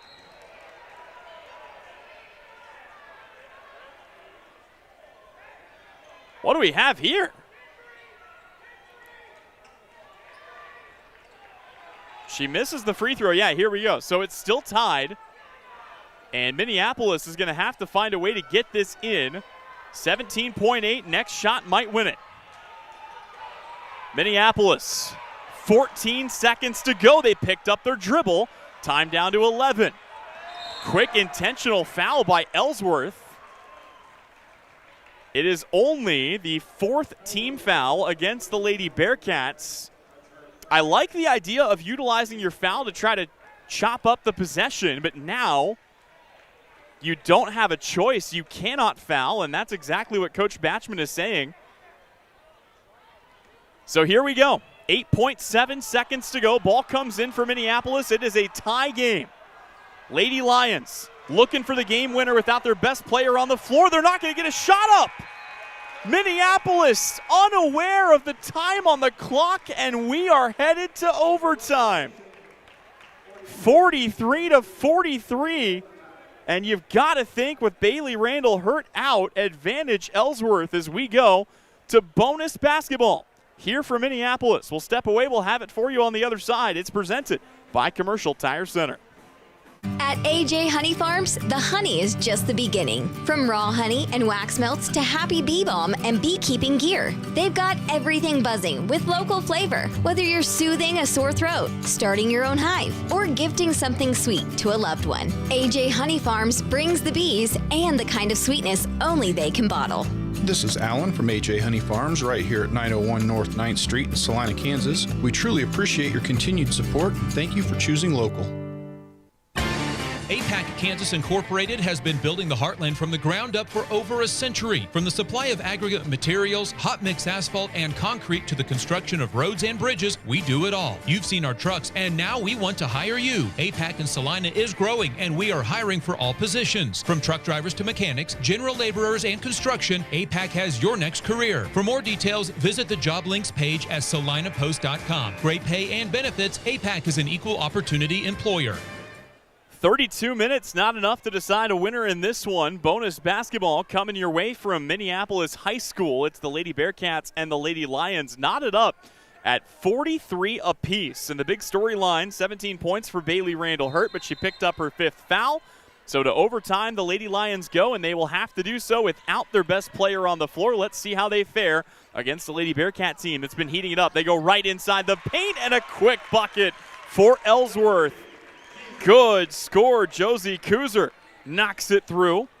And the first lead of overtime belongs to the Lady Bearcats. On the other side, a whistle and a foul. That will send Riley Robinson back to the free throw line. She spends any more time there tonight, she may be charged rent. 45-43. Chance for Robinson to tie this up. That, by the way, was the 4th personal foul against Alexis Moore. First free throw, though, no good. Only one free throw in the entire 4th quarter for Minneapolis. They were 11 for 16 prior to that attempt. Second free throw. Missed them both. Ellsworth out on the run. They don't need to hurry. The 35-second shot clock is in the favor of the team with the lead. Lady Bearcats dump it down low. They go right back to the well, and they are rewarded. Josie Kuzer has back-to-back buckets to start overtime. Her first 2 makes of the game, and they both come at a crucial juncture. Atlee Smith looking to respond. That won't fall, but an offensive rebound. We'll see if the Lady Lions try to go back up with it. We have got a jump ball, and the arrow will keep it right here with the Lady Lions.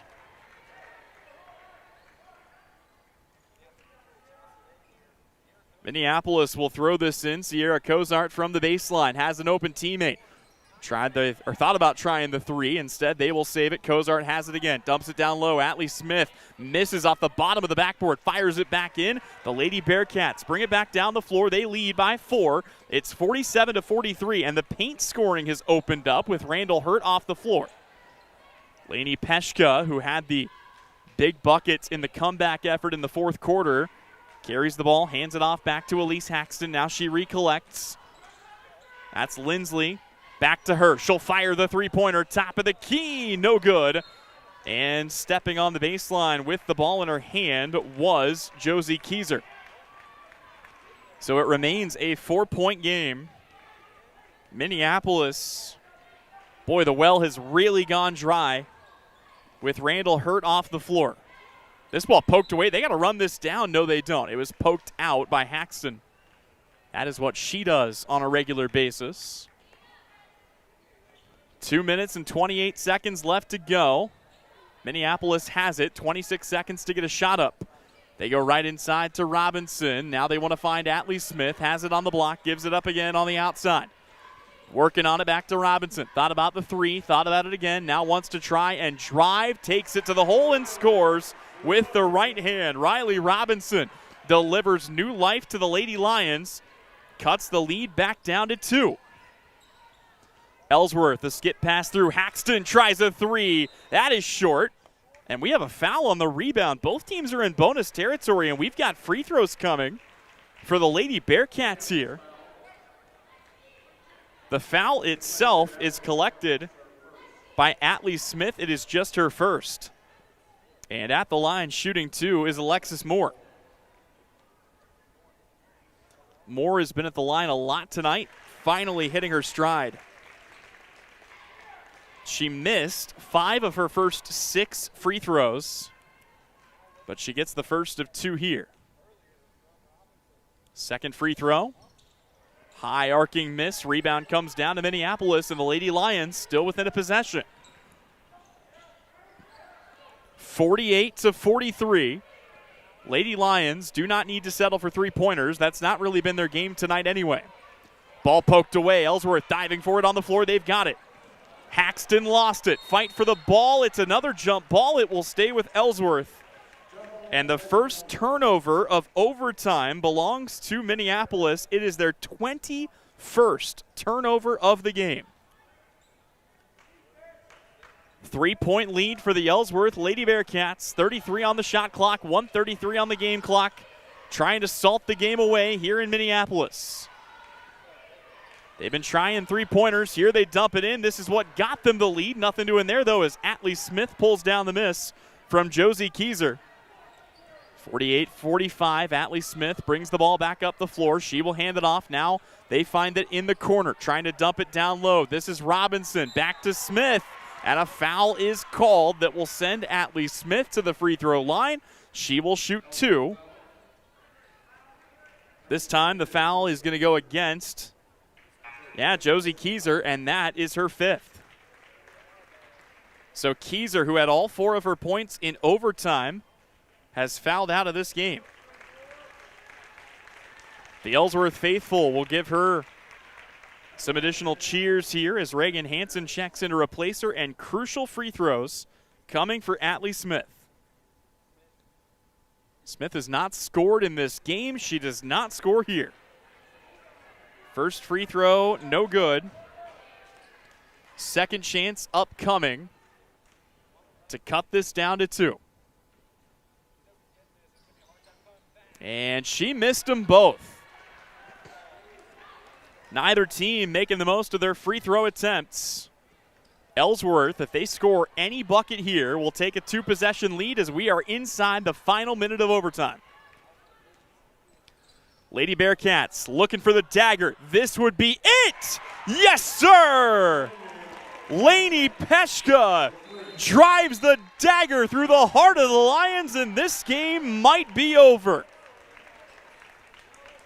Lainey Peshka has been excellent in the second half. She had 3 points coming into the second half of action, and since then she has taken this team on her back. 16 points in the ball game, and she gives Ellsworth a 6-point lead with 47 seconds left to go.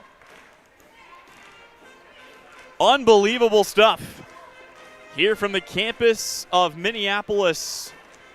And for Ellsworth, this is also an opportunity for them to remain undefeated. Remember, they come into this game at 3-0.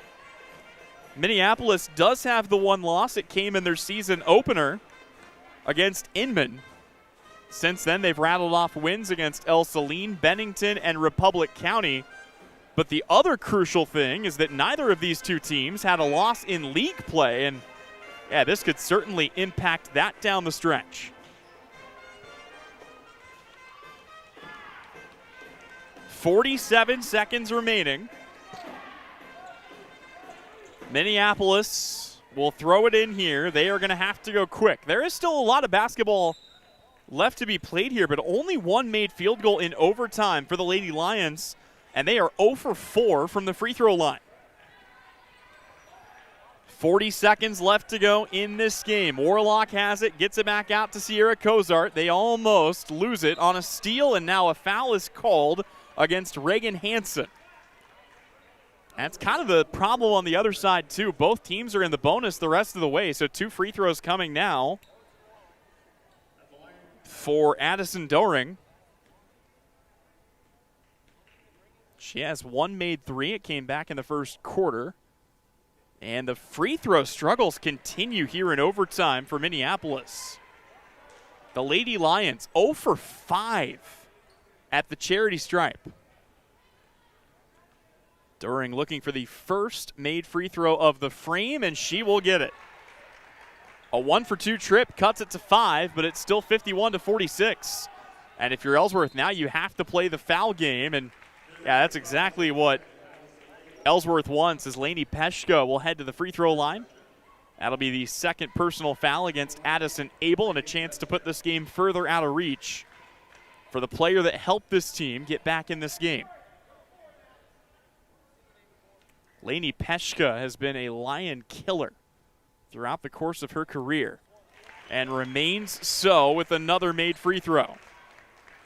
17 points, one more, and not only will she make it a 3-possession game, she'll also surpass the lead for points tonight by anybody. Misses it, but an offensive rebound, and honestly, that is best-case scenario for Ellsworth. Minneapolis is not fouling.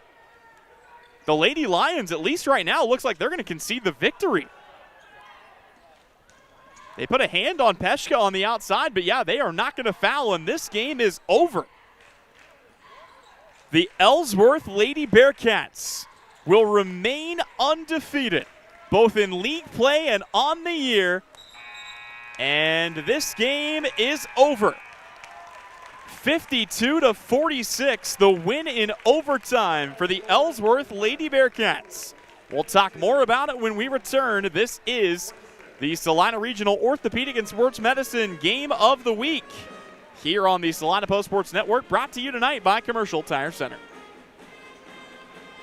4 walls and a roof can make a house, but a home, that's where life happens. First steps, backyard birthdays, morning coffee, sunsets on the porch. Home isn't something you buy, it's something you feel. And when it's right, you just know. For 22 years, Dan Goebel has helped people in Salina find that feeling. And now, he's here to help you. Your home is out there. Dan Goebel knows the way. Call 785-819-1904 or visit Salina Homes to find your way home.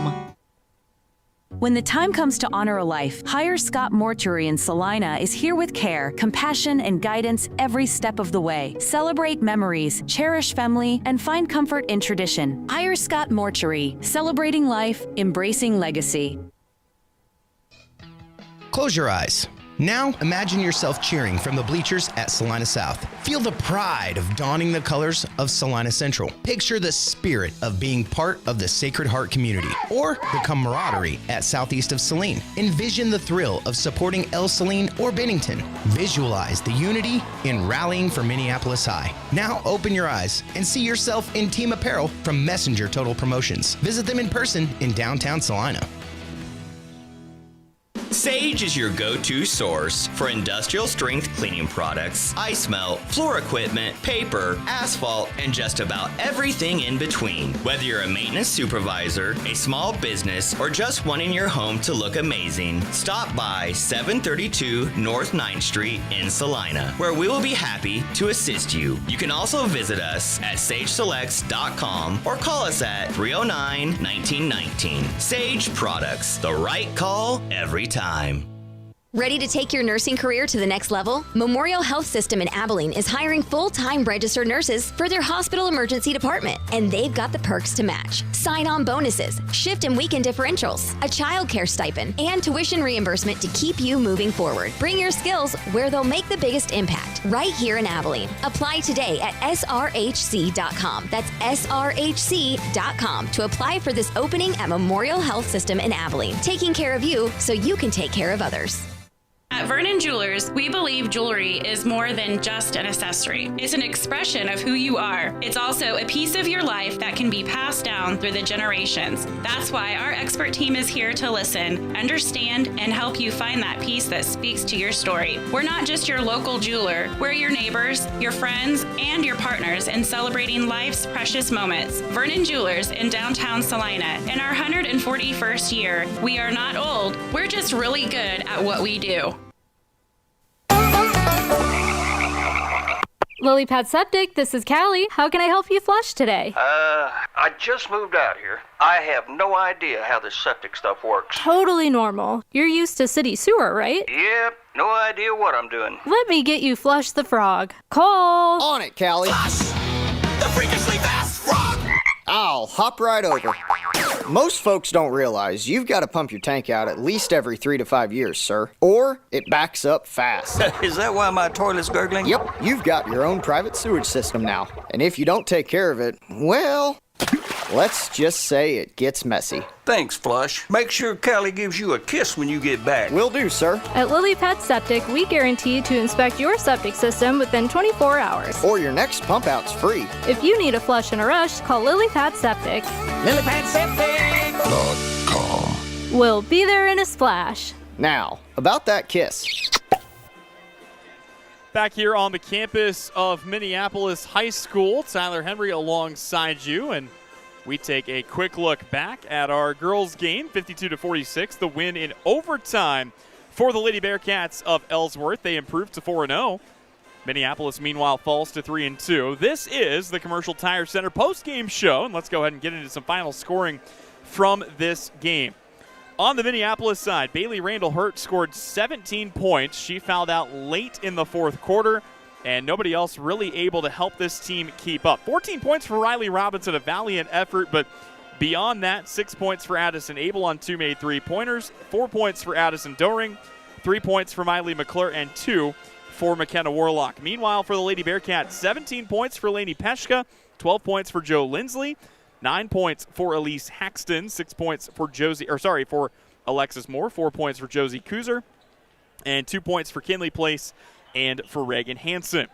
Our Vernon Jewelers gem of the game has to be Lainey Peshka, 17 points for her, most of them, 15 to be exact, scored in the second half and overtime. A big part of the reason that the Lady Bearcats were able to pull this game out, especially after such a slow start. Remember, it was 17-7 Minneapolis at one point in this game, but they were able to battle back. They get the job done, and the final score again goes down 52-46 for the Ellsworth Lady Bearcats. We will step away. When we come back, we'll get things started with our second game of our doubleheader. It's the boys' game coming up right around the corner. This is the Salina Regional Orthopedic and Sports Medicine Game of the Week, presented here tonight by Commercial Tire Center.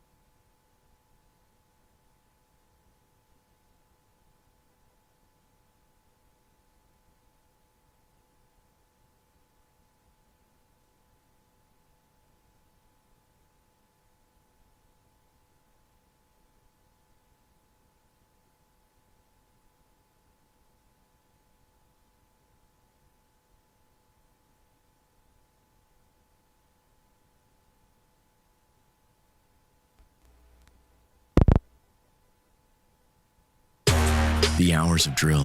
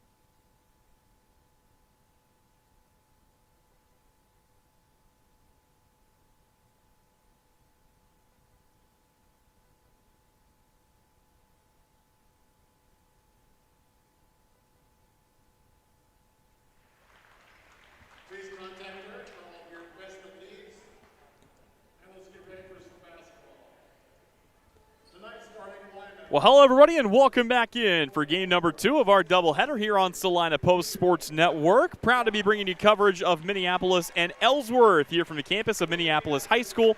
And both games of this doubleheader are presented by Commercial Tire Center. Had a good one in the girls' game. The Ellsworth girls got the win 52-46 in overtime.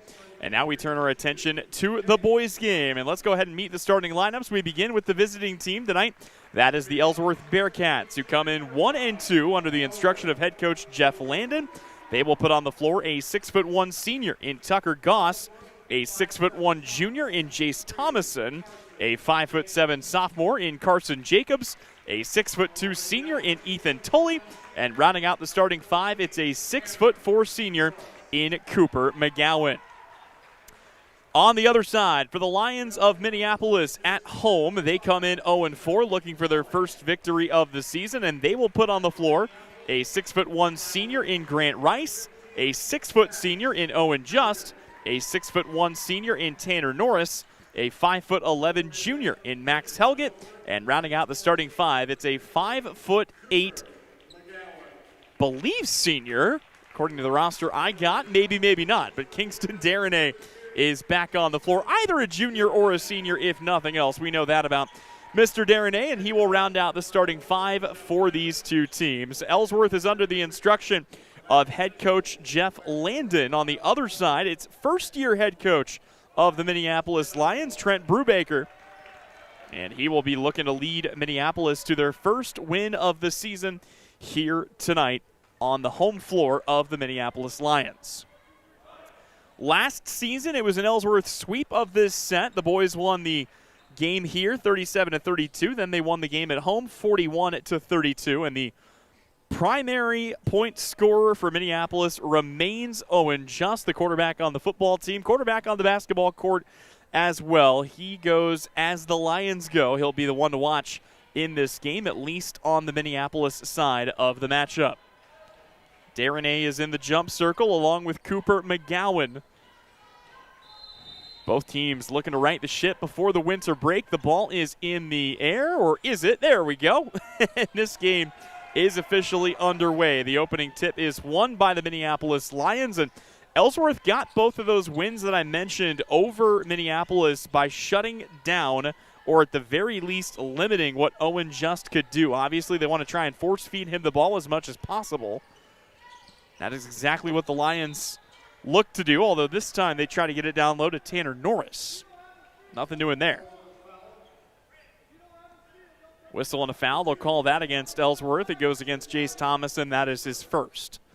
Minneapolis tonight in the all-white home jerseys with the red numerals, also the red kind of nameplate area filled in on the jerseys. They've got it down low. Kingston Darnay takes the game's first shot and knocks it down. Darnay starts the day 1 for 1. Minneapolis starts the game with a 2-point lead. Ellsworth on the other side is in the all-red jerseys with the black numerals trimmed in white. Minneapolis right now leading 2-0. Again, still working our way through the first minute of this contest. Cooper McGowan has his hand on the ball, takes it inside, now kicks it back off to Thomason. He will pick it up, a little guard weave at the top of the key, now back into the hands of McGowan again. No-look pass down the lane, left-handed shot, no good. Rebound pulled back in. And here come the Lions of Minneapolis. They will start it off with Owen Just, circle it around the perimeter here, now back into the waiting hands. On the left side of Grant Rice. Rice still wearing that big arm sleeve, I believe a bit of a brace as well. He's been having, I believe, some shoulder issues over the past couple of seasons. They will dump it down low. Here's Darnay again. He gets hacked. And Kingston Darnay is headed to the free throw line to shoot 2. For Ellsworth, they will call this foul against Ethan Tully. That is his first, and it's Darnay with a chance to shoot 2 at the stripe. First free throw is good for Kingston Darnay. He's got all 3 of Minneapolis' points to start this game. Seen some big performances out of Cooper McGowan in this series. Darnay trying to leave his fingerprints on it. Here he will miss the second free throw, and it's a 3-0 lead to start the game here for Minneapolis. Ellsworth on the other side looking for their first points of this game. They will go to McGowan on the block. He is guarded here by Owen Just. Kicks it out instead. Free throw line runner, they will say on the floor. Much to the frustration of Ethan Tully, who thought he was going to the line for the and one, but instead they will wipe the bucket away. That is the first personal foul against Kingston Darnay. High post entry, dump it off. Here's Tucker Goss, and Goss can't quite hit it. Tucker Goss will go to the line, though. This is a shooting foul. They will call this one on Max Helgett. It's the first on Helgett. It sends Goss to the stripe for 2. Tucker Goss is the team's leading scorer. His first free throw is no good. Goss, of course, a standout on the football field as well.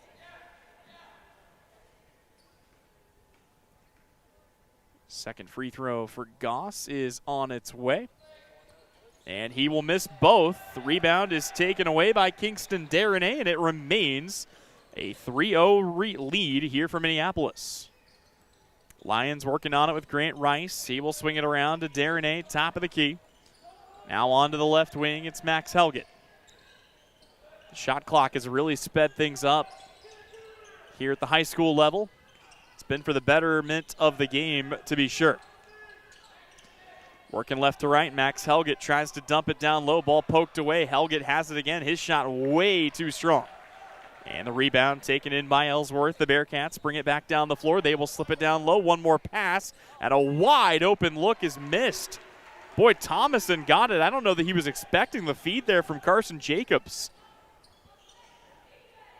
So a fresh 30 on the shot clock. 5:23 left to go. Minneapolis trying to avenge their girls team. We have not seen a single shot taken in this game by the usual suspect, Owen Just. Number 5 for Minneapolis collects here. He is guarded on the outside by Cooper McGowan. Looking for somewhere to go with it. It is knocked away, and Minneapolis will throw this in with just 5 seconds left to get a shot up. The first sub of the game is Brecken Weatherman, who comes in to replace Grant Rice. So it's 5:03 remaining, just 5 seconds to get a shot up. Ball comes in, got to shoot it quick. Time down to 3, down to 2. Just will fire away. That is short. And the rebound is hauled in by Jace Thomason. He will bring it back across the timeline here for the Bearcats. Ellsworth still in search of their first bucket as we are about 3 minutes into this game. It will not come there. Carson Jacobs is caught with a travel, the first turnover of the game for either team. And it belongs to Jacobs and the Bearcats. I would imagine Owen Just will try to insert himself into this game sooner or later, although I don't mind the idea trying to kind of play off of him a little bit. Maybe that frees him up for a look here. He is floating inside the paint. Ball in the hands of Brecken Weatherman, who fires a 3. That is a little short. And the rebound is taken in by the Bearcats. This feels like a big momentum type game for whoever comes out on top. Chucking it up at the rim. What in the world was that? Cooper McGowan got tripped up, and as he was falling to the ground, just shoves it in the general direction of the rim, and it goes down. Owen Just still with no field goal attempts, but he will turn it over. Not sure who he was looking for. There was not a friendly jersey on that side of the floor. 3:38 left to go here in the opening quarter. Been a low-scoring affair so far. Big jump step to the inside. They'll kick it out. Jacobs fires a 3. That is short. Rebound taken in by Minneapolis. It remains a 3-2 ball game halfway through the first quarter.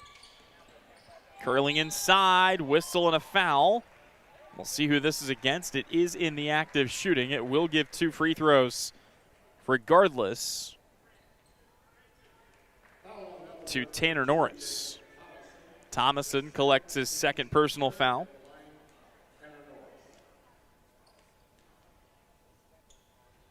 First free throw for Tanner Norris is no good. Now subs on the other side. Liam Stone checks into the game. replaces Jace Thomason. On the other side, Max Helgett will take a seat. And coming in his stead is Oliver White. Second free throw, good.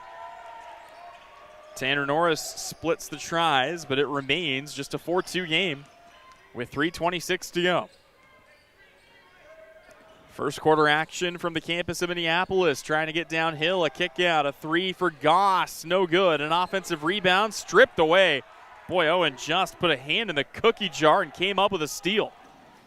Lions trying to play fast in transition, nothing doing here. They will kick it instead. Back on the outside, onto the left wing. Here's a jump step and a good no-look pass, and that'll lead to a basket. Tanner Norris scores off the sweet feed from Owen Just. All of a sudden, the Minneapolis offense with some life injected into it. Cooper McGowan kicks back to Carson Jacobs. Taken ahead here by Tucker Goss. Now onto the baseline. Back to Goss. He'll fire away from the left wing. That's no good. Rebound knocked out of bounds. It is Minneapolis basketball. And the Lions with a chance to really press their advantage. Minneapolis returns Grant Rice and Kenyon Darnay to the game. Kenyon and Kingston, the two brothers, playing side by side here for Minneapolis. Both teams only go about 8 deep. There are other guys on both benches, just not guys that see the floor a whole lot. 2:23 left to go. Kick out. Minneapolis turns down the three. Now they're trapped in the corner. They will get it back to Owen Just. His fadeaway jumper on the baseline, no good. Rebound wrestled away by Grant Rice. Chance to reset with a fresh shot clock. Darnay will find the aforementioned Owen Just. Just picks it up. From one Darnay to another, Kingston has it on the inside. Back to Grant Rice. 18 left to shoot. Owen Just back to Rice on the baseline. Finds Kenyon Darnay. And he can't hit it. So the rebound is taken in here by Ellsworth. Bearcats still in search of just their second field goal make of the game. They will swing it around at the top of the key. Thomason turns down the jumper. Hands it off instead into a track of bodies. And Ellsworth is called for a travel. It is the third turnover of the night called against the Bearcats. Ellsworth's boys lost 54-34 to Lions. They came back and beat Smith Center 49-45 and then fell to Central Plains. Here's a three-pointer for Darnay. No good, but call it an assist as Owen Just lays it in. Just like they drew it up, right? 8-2, a 6-point lead for Minneapolis to go back and finish that thought. Ellsworth's most recent game came 53-39 at Central Plains. They fell in that one to the Oilers. On the other side, Minneapolis's 4 losses have come to Inman, El Saline, Bennington, and Republic County. Inside the final minute of the first quarter, ball swatted away, a big, emphatic block. Kingston Darnay comes up with the block. 46 seconds left to go. And he will take a seat. 8 seconds left to shoot. Backdoor cut. Did he lose it on his own? It looks like he did. Tucker Goss. A rare fumble for the All-State running back. Remains a 6-point lead with 41 seconds left to go. Ball into the corner. Owen Just has it on the left wing. He will kick it back to Darnay. Now a ball swatted out of bounds. Good swat there, active hands. As always for Cooper McGowan, who, to nobody's surprise, has not taken a rest yet. The only starter who's taken a break is Thomason. The rest of the starters have played pretty much the whole way. 30 seconds left to go, 20 seconds left to shoot. Grant Rice takes it in the corner. Minneapolis with an 8-2 advantage. They will get it down low. Nothing doing that time. Good block again for Cooper McGowan. Behind the back dribble, McGowan dumps it down low. Ball knocked away, and yeah, they're going to call a carry against the Bearcats. Ellsworth with 5 first quarter turnovers, and Minneapolis will have 8.7 seconds to try and take this ball the length of the floor. Here comes Minneapolis. No sense of real urgency. 2 seconds, 1 second. They'll chuck it up. It was blocked. And that will bring us to the end of quarter number one. Been a low-scoring affair so far. Minneapolis in the driver's seat. They lead at 8-2. Coverage of this game is presented by Commercial Tire Center. Winter travel can be treacherous if your tires are worn out. Stay safe with an inspection at Commercial Tire Company. Cold weather also drops the inflation in your tires. Get them checked today to avoid losing grip or damaging your tires. Commercial Tire will help keep you safe. For repairs that aren't tire-related, our automotive and diesel mechanics will fix it right the first time. Commercial Tire Centers, West Crawford and North 9th, Salina. Commercial Tire Centers, where service is everything. The hours of drills, the pre-dawn workouts, the hundreds of laps. It takes hard work, passion, and drive to do what you love. When you're sidelined by injury, Salina Regional Sports Medicine is just as committed and works just as hard to get you back in the game. Salina Regional Sports Medicine, 785-452-7366. SalinaRegionalSportsMedicine.com. Back to action here on the Salina Post Sports Network. Coverage of our Salina Regional Orthopedic and Sports Medicine Game of the Week presented here tonight by Commercial Tire Center. 8-2 is our score at the end of the first quarter, and Ellsworth is going to have to figure it out. Their only make of the game was the toughest shot attempted in this game. It was Cooper McGowan falling down on the baseline, just chucked it at the rim, and it went in. That, unfortunately for Ellsworth, is their only made field goal of the day.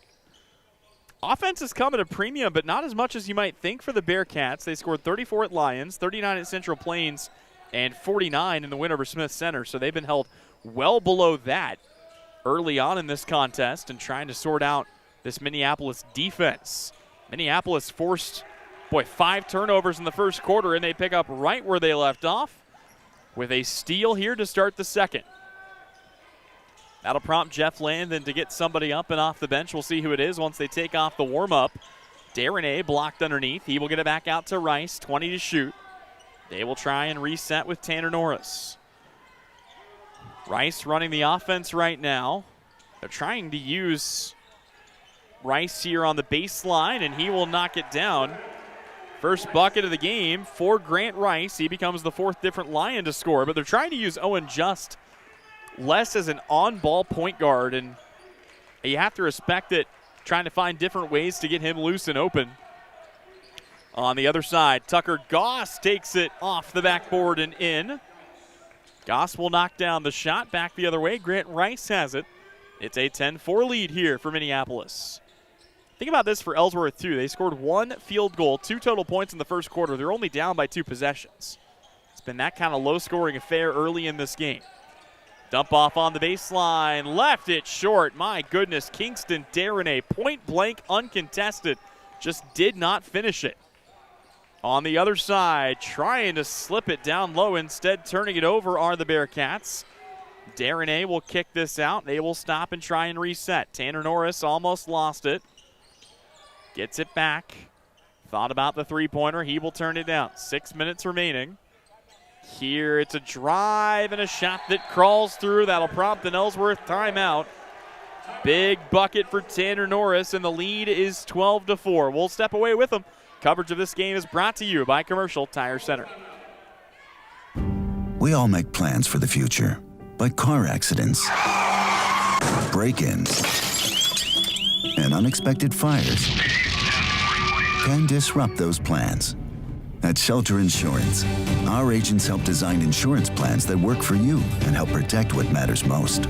Shelter Insurance. We're your shield. We're your shelter. Hey Salina, come see us at the Kelly Kitchener Agency near the intersection of Cloud and Ohio. We want to be your Salina, Kansas insurance agent.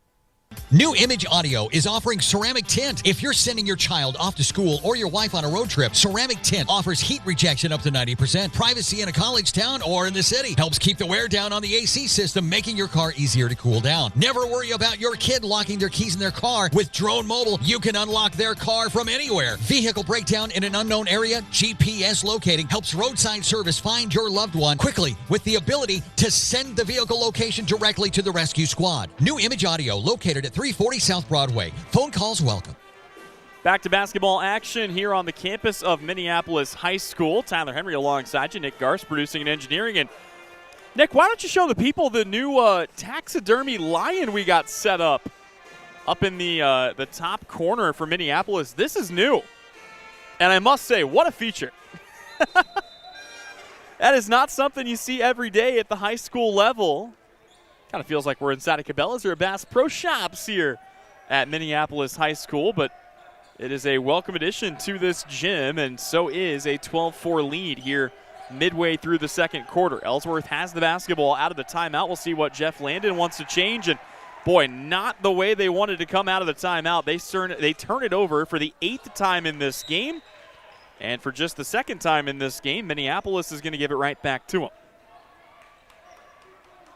Quick reminder, fans, don't forget to check out our Salina Post Facebook page and at S-Post Sports on X all season long to see video highlights from around the area, proudly presented by Billings Group. Ellsworth with the ball, 4 points, 2 field goals in a span of about 12 minutes, unfortunately. Here's a kick out, a three-pointer. It's short. Not a bad look that time for Carson Jacobs. The inbound almost stolen away. McGowan is going to have to get up and recover. It's a numbers advantage. It's a travel called on Minneapolis. And sloppy play both directions as the turnovers just keep on coming.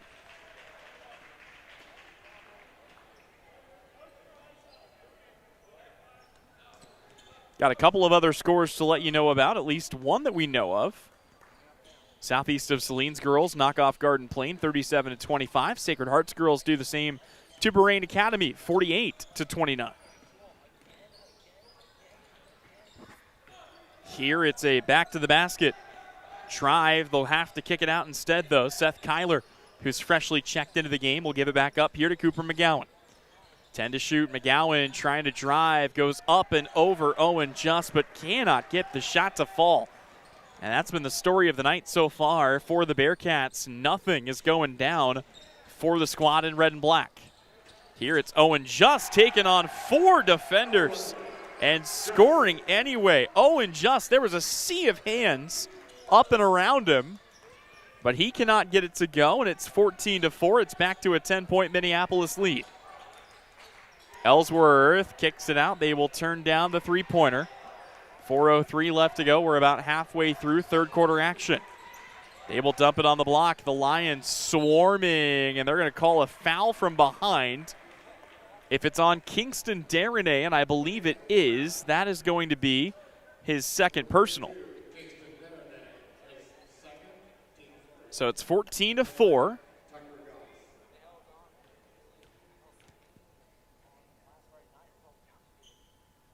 First free throw on the way for Tucker Goss, and it is no good. Ellsworth has not had many opportunities at the free throw line tonight, but in the ones they have, they are 0 for 3. With the 2 fouls, Kingston Darnay will take a seat. Kenyon Darnay comes in to replace him. Second free throw, oh my goodness, also no good. Ball thrown quickly up the floor. Darnay wants to take it right to the cup, and an offensive foul is the call. Standing in to take the charge was Ethan Tully.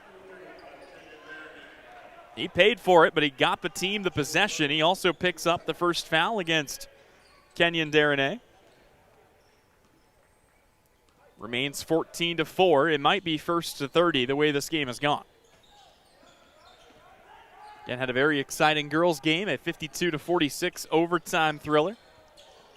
Here it is the boys trying to get the scoring going. Ellsworth with a good look underneath, and it's another point-blank miss. It's picked up by Minneapolis. getting good open looks, just not able to finish, and now a shooting foul will send another Lion to the free throw line. That's Brecken Weatherman, who will have 2 shots coming. Foul goes against Seth Kyler. That will be his first personal.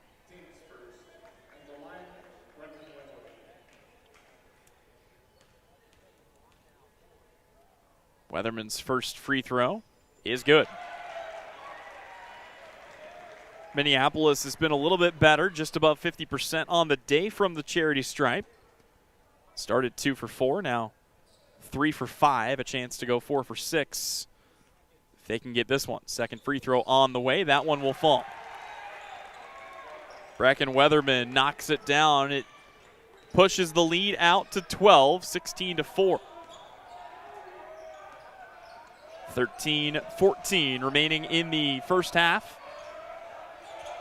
Ellsworth has gone from not getting good looks to getting good looks and just not finishing. Can McGowan finally get one to go? He can.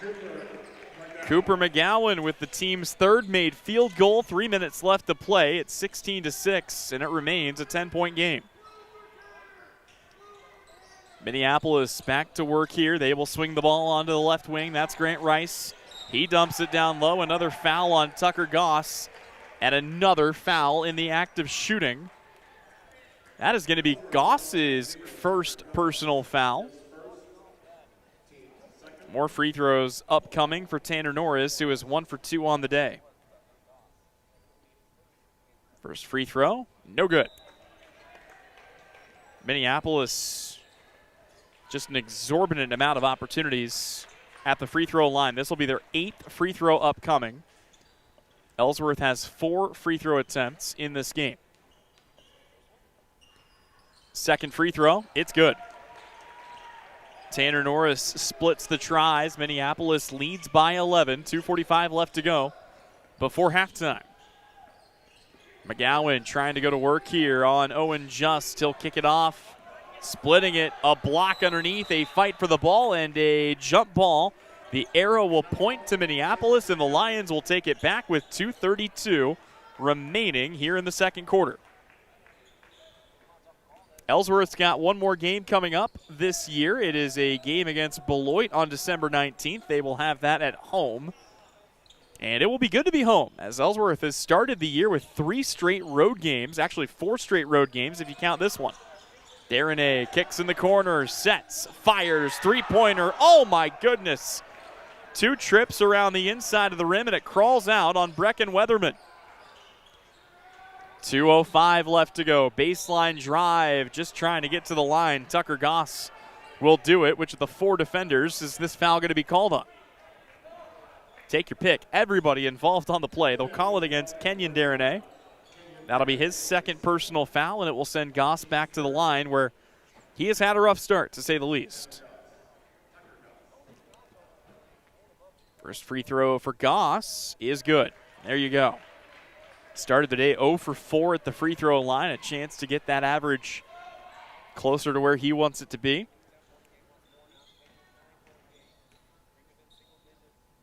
Second free throw for Goss is no good, but a foul on the rebound.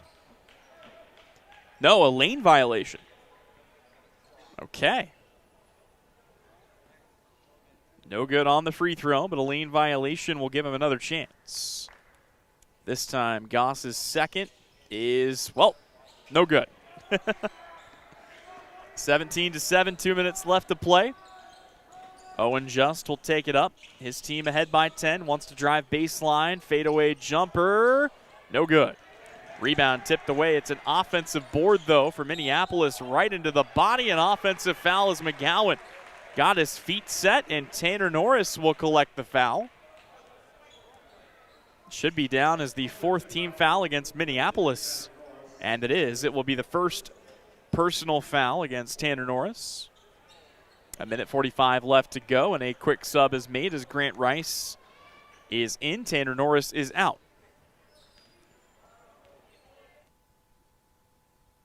Both teams going to have a lot to talk about at the halftime intermission. 1:36 to go. McGowan diving inside. Another tough bucket for Cooper McGowan. He's got 6 of the team's 9 points, all of them hard-earned. Here's a dump off to Rice, who answers on the other side, and Grant Rice starting to feel it. He's got 2 buckets here in the quarter.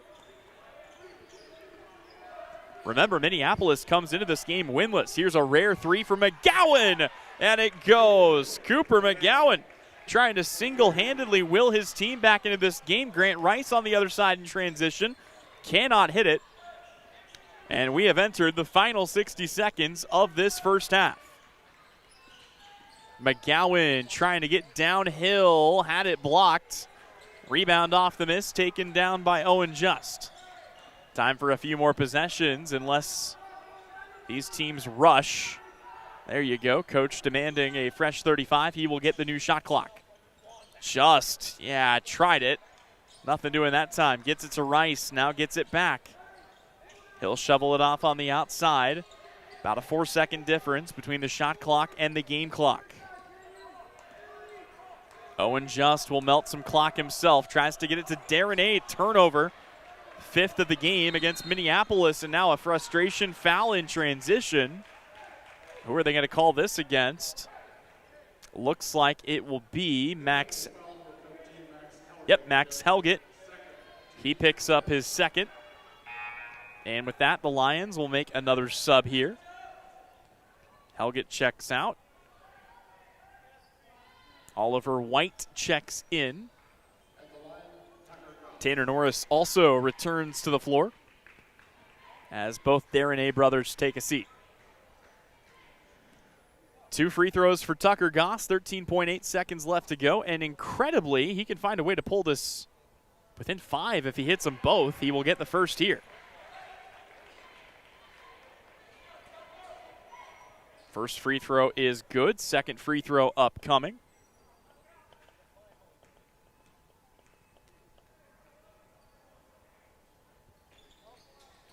He missed it. Rebound taken in by Owen Just. 10 seconds left to go. Minneapolis is going to play for the final shot of the first half. They lead by 6. Ball comes into Tanner Norris, running out of time. Clock still winding, puts it up at the buzzer, no good. But a foul is called, and we'll have 2 free throws to close out the first half. The foul is called on Ethan Tully. And for Tully, that is his 2nd, so double zeros on the clock, but 2 free throws coming first for Tanner Norris before these 2 teams can head to their respective locker rooms. First free throw, good. Pushes the lead back out to 7. 2nd free throw, got them both. So there you go. At the end of the first half, it is a 21-13 lead for Minneapolis in search of their first win of the season. We will step away. When we come back, we'll get you some first half stats and other scores from around our area. It's all coming up next on the Salina Regional Orthopedic and Sports Medicine Game of the Week, presented by Commercial Tire Center. The hours of drills, the pre-dawn workouts, the hundreds of laps. It takes hard work, passion, and drive to do what you love. When you're sidelined by injury, Salina Regional Sports Medicine is just as committed and works just as hard to get you back in the game. Salina Regional Sports Medicine, 785-452-7366. SalinaRegionalSportsMedicine.com. Insurance is something we all need in our business, home, car, and life. But do you really understand what's covered? And most importantly, what you are paying for? Hi, this is Rob Carlson in the Salina office of Smart Insurance. Change is good, especially if you haven't looked at your insurance policy lately. I can help you understand what you need and where the gaps are in your coverage. We provide free quotes and take pride in looking out for you. Smart Insurance, with locations in Salina, Abilene, and Harrington. Give us a call today. The Bennington State Bank proudly supports local sports and wants each student to know that their hard work and talent is noticed and appreciated. At Bennington State Bank, they care about local communities and are committed to fostering long-term relationships through the delivery of excellent customer service, integrity, and fairness. From helping local businesses to supporting community youth and nonprofits to helping you purchase your dream home or invest in your future, Bennington State Bank is here to help. Give them a call to experience exceptional banking with hometown service. Bennington State Bank, your trusted hometown bank. Member FDIC. Fall is the absolute best time for the experts at Commercial Tire Centers to look over your vehicle. Summer was tough on your tires, and winter's coming on strong. You don't want to be left stranded with tires that aren't performing. Car, truck, SUV, trailers, farm, and big rigs. Commercial Tire will help you keep safe and productive. Commercial Tire Centers, West Crawford and North 9th in Salina. Commercial Tire Centers, where service is everything. Congratulations, you're having a little girl. At that moment, everything changed. Our hopes and dreams for ourselves were instantly replaced by our hopes and dreams for her.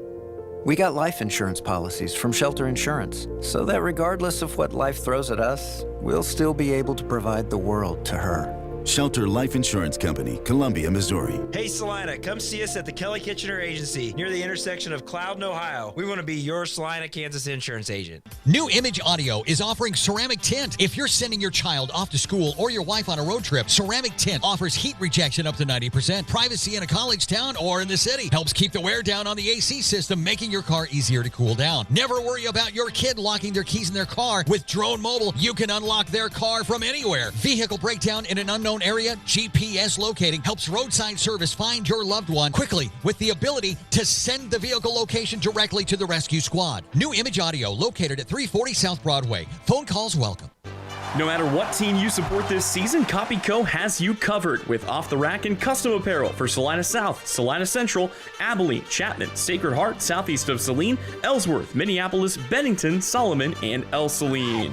Don't see what you're looking for in store? They can custom make items so you can support any local team or student athlete. From t-shirts and hats to hoodies and so much more, your home for local high school sports gear is CopyCo, located at 2346 Planet Avenue in Salina. 4 walls and a roof can make a house, but a home, that's where life happens. First steps, backyard birthdays, morning coffee, sunsets on the porch. Home isn't something you buy, it's something you feel. And when it's right, you just know. For 22 years, Dan Goebel has helped people in Salina find that feeling. And now, he's here to help you. Your home is out there. Dan Goebel knows the way. Call 785-819-1904 or visit Salina Homes to find your way home. From raw honey to wax melts to beekeeping tools, boxes, and frames, AJ Honey Farms has it all and more. Be sure to check out their salves. Salves is a powerful blend of nature's best ingredients. Beeswax, crafted with care to soothe and nourish your dry skin, minor cuts, and burns. And for dry lips, try out their Happy Bee Balm. Treat yourself to their locally produced honey items or get a beautifully packaged gift set for a loved one. Stop in to see AJ Honey Farms at 901 North 9th Street. More than just a honey store. Ready to take your nursing career to the next level? Memorial Health System in Abilene is hiring full-time registered nurses for their hospital emergency department, and they've got the perks to match. Sign-on bonuses, shift and weekend differentials, a child care stipend, and tuition reimbursement to keep you moving forward. Bring your skills where they'll make the biggest impact, right here in Abilene. Apply today at srhc.com. That's srhc.com to apply for this opening at Memorial Health System in Abilene, taking care of you so you can take care of others. APAC Kansas Incorporated has been building the heartland from the ground up for over a century. From the supply of aggregate materials, hot mix asphalt, and concrete to the construction of roads and bridges, we do it all. You've seen our trucks, and now we want to hire you. APAC in Salina is growing, and we are hiring for all positions. From truck drivers to mechanics, general laborers, and construction, APAC has your next career. For more details, visit the job links page at salinapost.com. Great pay and benefits, APAC is an equal opportunity employer. Close your eyes. Now, imagine yourself cheering from the bleachers at Salina South. Feel the pride of donning the colors of Salina Central. Picture the spirit of being part of the Sacred Heart community or the camaraderie at southeast of Saline. Envision the thrill of supporting El Saline or Bennington. Visualize the unity in rallying for Minneapolis High. Now, open your eyes and see yourself in team apparel from Messenger Total Promotions. Visit them in person in downtown Salina. Obituaries and funeral announcements are available free of charge on salinapost.com. This community service is provided in part by Hire Scott Mortuary and Cremations, formerly Roselawn. Hire Scott Mortuary and Cremations, celebrating life, embracing legacy. Sage is your go-to source for industrial strength cleaning products, ice melt, floor equipment, paper, asphalt, and just about everything in between. Whether you're a maintenance supervisor, a small business, or just wanting your home to look amazing, stop by 732 North 9th Street in Salina, where we will be happy to assist you. You can also visit us at sageselects.com or call us at 309-1919. Sage Products, the right call every time. Lily Pad Septic, this is Callie, where we can get you a flush in a rush. How can we help you flush today? Oh, it smells like something died out by my septic tank. It's bad. Oh no, I know that smell you're talking about. Cole! I smelt it from here. Flush! The freakishly fast frog! I'll follow the funk. It's not a dead animal, sir. It's your septic tank venting gases. Oof. She's full, real full. That's a smell. I've got to get back and tell Callie. Callie, he needs a pump out, quick. Already got a pump truck rolling. If you need a flush in a rush, call Lily Pad Septic. We guarantee to inspect your septic issues within 24 hours. Or you get a free septic tank pump out worth $399. Lily Pad Septic.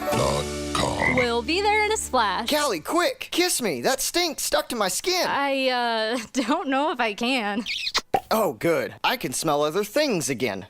When Vernon Jewelers has 40% off store-wide, there must be a special occasion. Through September, Vernon Jewelers is celebrating 133 years in business with 40% off store-wide. Savings include high-quality, unique pieces that will not only be cherished, but create a lifetime of memories. Save 40% during the 130... The hours of drills, the pre-dawn workouts, the hundreds of laps. It takes hard work, passion, and drive to do what you love. When you're sidelined by injury, Salina Regional Sports Medicine is just as committed and works just as hard to get you back in the game. Salina Regional Sports Medicine, 785-452-7366. SalinaRegionalSportsMedicine.com. Winter travel can be treacherous if your tires are worn out. Stay safe with an inspection at Commercial Tire Company. Cold weather also drops the inflation in your tires. Get them checked today to avoid losing grip or damaging your tires. Commercial Tire will help keep you safe. For repairs that aren't tire related, our automotive and diesel mechanics will fix it right the first time. Commercial Tire Centers, West Crawford and North 9th, Salina. Commercial Tire Centers, where service is everything. Big thank you to Commercial Tire Centers for presenting sponsorship of both games between Minneapolis and Ellsworth. 21-13 is our halftime score between the Lions and Bearcats, with the Lions out in front. And let's take a look at our first half scoring. Pretty easy for Ellsworth. Only 2 players in the scoring column. 9 points for Cooper McGowan, 4 points for Tucker Goss. On the other side, 8 for Tanner Norris, 4 for Owen Just, 4 for Grant Rice, 3 for Kingston Darnay, and 2 for Brecken Weatherman. Both teams will break the huddle and come back onto the floor here. Let's meet the starters as all 10 of them are back on the floor. For Ellsworth, it's Tucker Goss, Jace Thomason, Carson Jacobs, Ethan Tully, Cooper McGowan. For Minneapolis, Grant Rice, Tanner Norris, Owen Just, Max Helgett, and Kingston Darnay. Again, it's a 21-13 lead for Minneapolis as we get underway here in quarter number 3. And a quick reminder that Salina Regional Health Center is hiring. See all their open positions and start your new career today by visiting srhc.com. Second quarter looked much better for both teams than what the first did, although we've got a miss to start the second half here, and the Lions are back on the attack. They will work on it here with Max Helgett. Swinging around, back to Owen Just at the top of the key. Grant Rice back to Max Helgett. Just keeping everything in a good spot here are the Lions on offense. 13 left to shoot. A little surprised to see Owen Just relatively uninvolved. And the the shot, is blocked away, but not without the contact and a foul. They will call this against Tucker Goss. It is the second personal on Tucker Goss, and it will send to the free throw line. First free throw is good for Tanner Norris. Norris now leading all scorers, and a chunk of that, has come at the free throw line. Second free throw is good. Tanner Norris 2 for 2. 23-13, 7:15 left to go. The lead for Minneapolis is back up to 10. Ellsworth going to have to find a way to match pace. McGowan did most of the damage. He had 9 points. 7 of those came in the second quarter. Here a push foul is called against the Bearcats. 2 guys with 2 fouls already. This will not add to the list. It's the first personal foul against Grant Rice. Carson Jacobs floats this out at the top. They will circle this around, working on it here. Now back into the corner, pump fake on a 3, a quick drive, and a steal. Another turnover against the Bearcats. And then an immediate frustration foul on the other side. And boy, turning bad into worse, Cooper McGowan will pick up what will go down as his first personal foul. 5 personal fouls for Minneapolis in the first half. 5 turnovers for Minneapolis in the first half. 8 for Ellsworth. It's been a relatively uneventful start to the third quarter. Here's a 3-pointer, and that will go for Max Helgett. Big bucket there for Helgett. And all 5 starters now active in the scoring as Ellsworth turns it over again. Minneapolis will slow the pace. 6:10 left to go. Tanner Norris, dumps it to Darren in the high post. Darren from the block shovels it off. Norris steps in, thought about the 3. He will curl through the lane. Half the shot clock is gone. Back to just downloaded Darren trying to post up. Lost it, got it back, and he will score.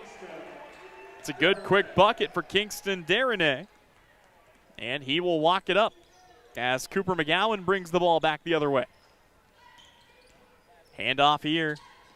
Grant Rice, a kick out. McGowan curling around inside the free throw line. Dumps it off down low. Here's the shot underneath, and that will fall. Ethan Tully gets himself into the scoring column for the first time tonight. He is the 3rd different Bearcat to score. Here's a 3 for Owen Just, and he is fouled. They'll call the second on Cooper McGowan. It will send Owen Just to the free throw line, and he will shoot his first free throws of this game. Just usually spending a lot of time at the line in general. So far, Just with just 2 points a quarter through the first pair. And Owen Just will knock down his first free throw.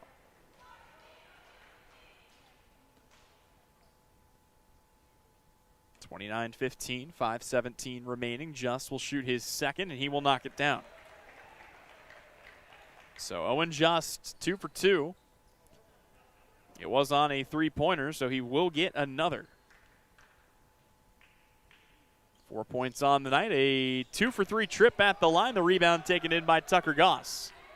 I think Coach Landon wanted a lane violation. He will not get it.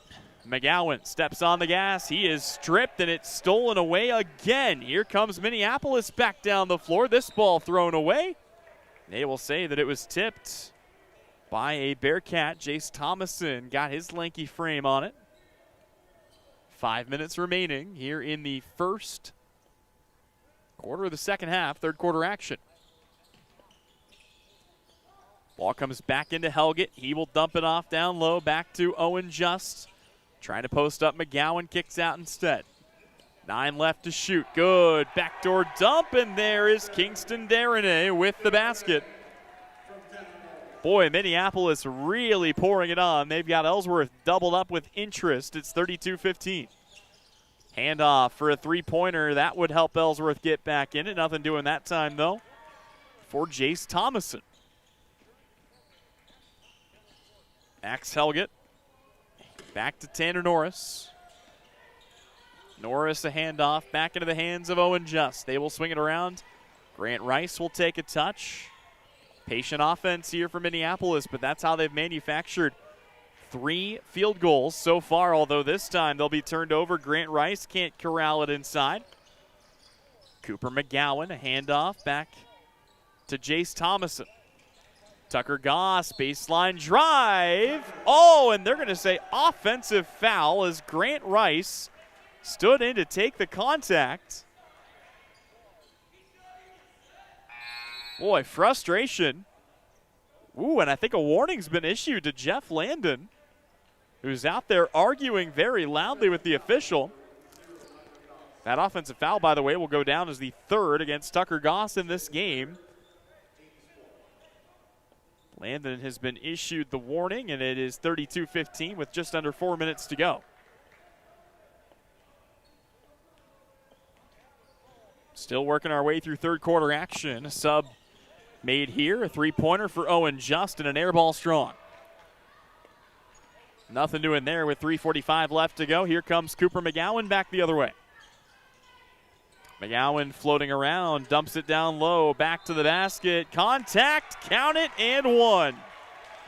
Cameron Gardner's first basket of the night is a loud one, as they will call the foul on the other side against Brecken Weatherman. It is 32-17, and a chance to trim that down even further. Minneapolis wants the timeout. They will get the timeout, and we will take it as well. 32-17, 3:35 left to go. Here in quarter number 3 on the Salina Post Sports Network. Coverage tonight presented by Commercial Tire Center. Winter travel can be treacherous if your tires are worn out. Stay safe with an inspection at Commercial Tire Company. Cold weather also drops the inflation in your tires. Get them checked today to avoid losing grip or damaging your tires. Commercial Tire will help keep you safe. For repairs that aren't tire-related, our automotive and diesel mechanics will fix it right the first time. Commercial Tire Centers, West Crawford and North 9th, Salina. Commercial Tire Centers, where service is everything. Back here on the hardwood, 32-17 is the lead for Minneapolis. Ellsworth at the free throw line. Cameron Gardner trying to complete the 3-point play. His free throw is good. So Gardner gets it to go. In the first half, I mean, all the scoring was Tucker Goss and Cooper McGowan. So far, Ethan Tully and Cameron Gardner are the only 2 to score. If you can get all 4 guys going at once, you've got something that could be cooking up pretty good for Ellsworth. But right now the question is, how do they get stops on the defensive end? They do get a miss here from Owen Just. They will take it back the other way. This game is still within reach, but Ellsworth is going to need to figure some things out on the offensive end. Just trying to sell a foul. He won't get it. But another turnover against Ellsworth will lead to a free possession here on the Minneapolis side of things.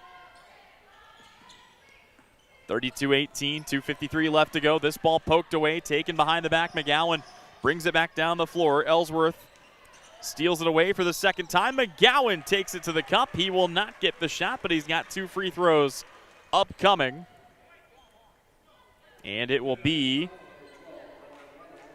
a foul against Brecken Weatherman, his second, to put McGowan at the line for just the first time tonight.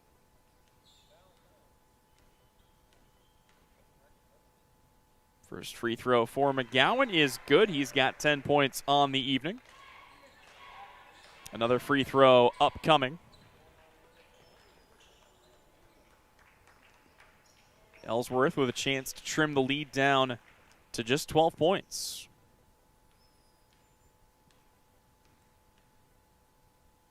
Second free throw for McGowan is good, and boy, the crowd playing into it as they let it be very quiet for McGowan, who is on the road here tonight, but the courtesy extends both ways. 32-20, 2:34 left to go. Just will swing this around back to Max Helgett. Those 2 playing a game of catch in between the circles. Now they try to fire it down low. It's stolen away. Cameron Gardner forces a 3rd turnover here in the half, the 8th of the game against Minneapolis. And it's the Bearcats, again, trying to close things down. Kick it out, pump fake on a three, big jump step inside, a lot of contact, no whistle, just a bucket as Ethan Tully knocks it down for his second field goal make of the half. And don't look now, but the lead is only 10 for Minneapolis. They go down low to Darnay, kick it out for a mid-range jumper. That scoops in and out, no good. They will steal it. Offensive rebound, just a corner three. And he is fouled and will go to the line for 3 more free throws. It's rare to see a guy get 3 free throws fouled on the perimeter once in a game, much less twice. And this is a big one. That's the 3rd personal foul against Ethan Tully. First free throw is good for Owen Just. He will have 2 more upcoming. No field goals so far in the 3rd quarter, but he's already got 3 free throws. Second free throw sits on the front of the rim. That one is no good. Tanner Norris is at the line. He will step in to step in to defend.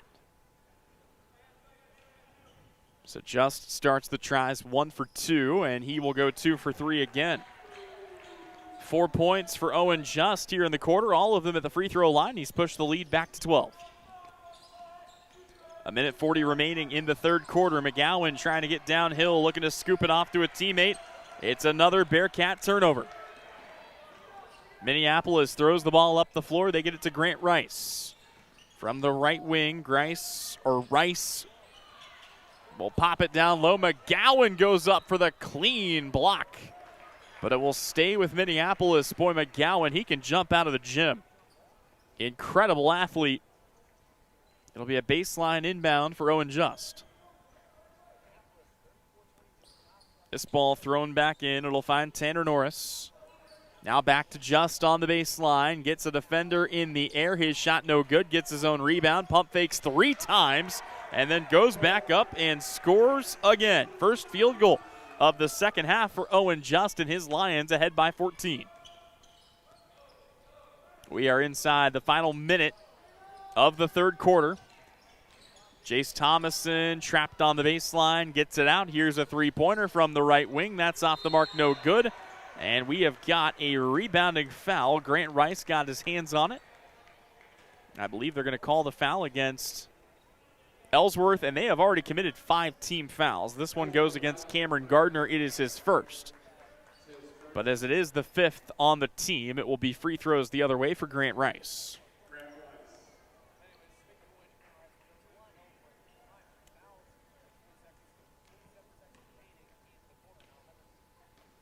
Four points for Rice. They all came in the 2nd quarter. His first free throw here is good. They'll have 1 more upcoming. It's looking like these 2 teams are going to trade victories on Minneapolis' home floor. Grant Rice gets them both, and the Lions maintain their control over this game, mostly at the free throw line.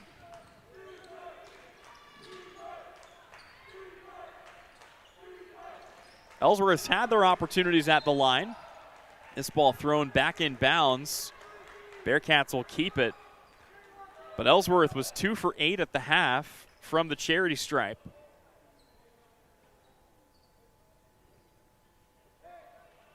Minneapolis was 7 of 10, and they have nearly doubled that number here in the 3rd quarter alone. Here's a drive and a bucket for Tucker Goss.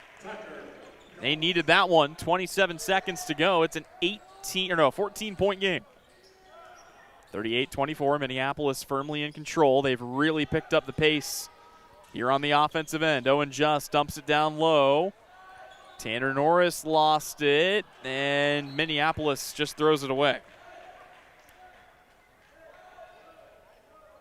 8 for 10, in case you're wondering, are the Lions at the line just in the 3rd quarter alone. Owen Just will check out with 10 seconds to go. That'll give a few things a chance here. Number 1, he'll get a little more rest, and number 2, he doesn't have to risk picking up that 3rd foul.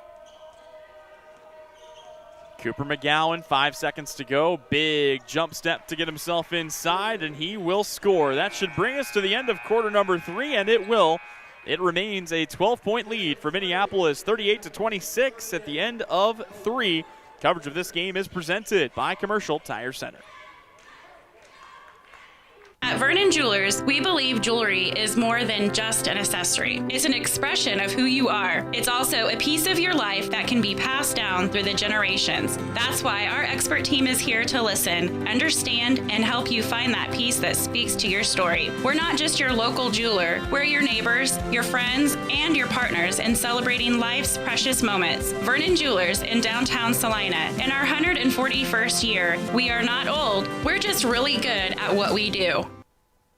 Ready to take your nursing career to the next level? Memorial Health System in Abilene is hiring full-time registered nurses for their hospital emergency department, and they've got the perks to match. Sign-on bonuses, shift and weekend differentials, a child care stipend, and tuition reimbursement to keep you moving forward. Bring your skills where they'll make the biggest impact, right here in Abilene. Apply today at srhc.com. That's srhc.com to apply for this opening at Memorial Health System in Abilene, taking care of you so you can take care of others.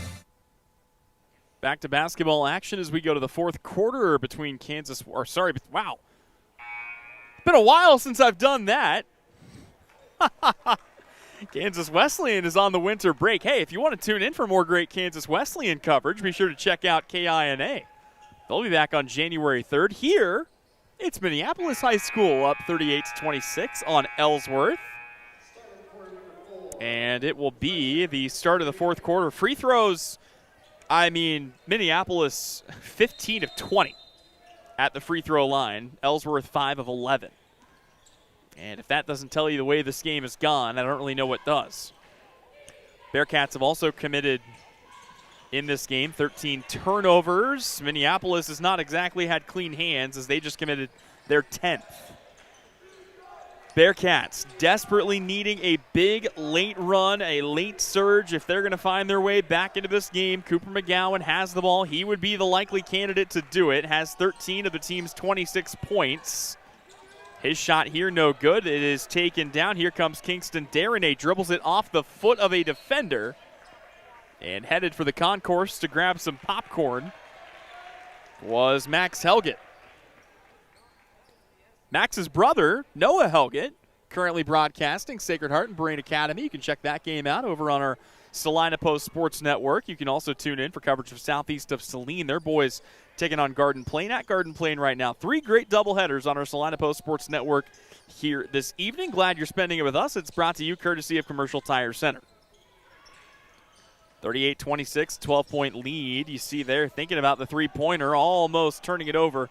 Ellsworth able to save it, 10 seconds left to shoot. McGowan gets inside, blocking foul is the call. They'll get it on Owen Just.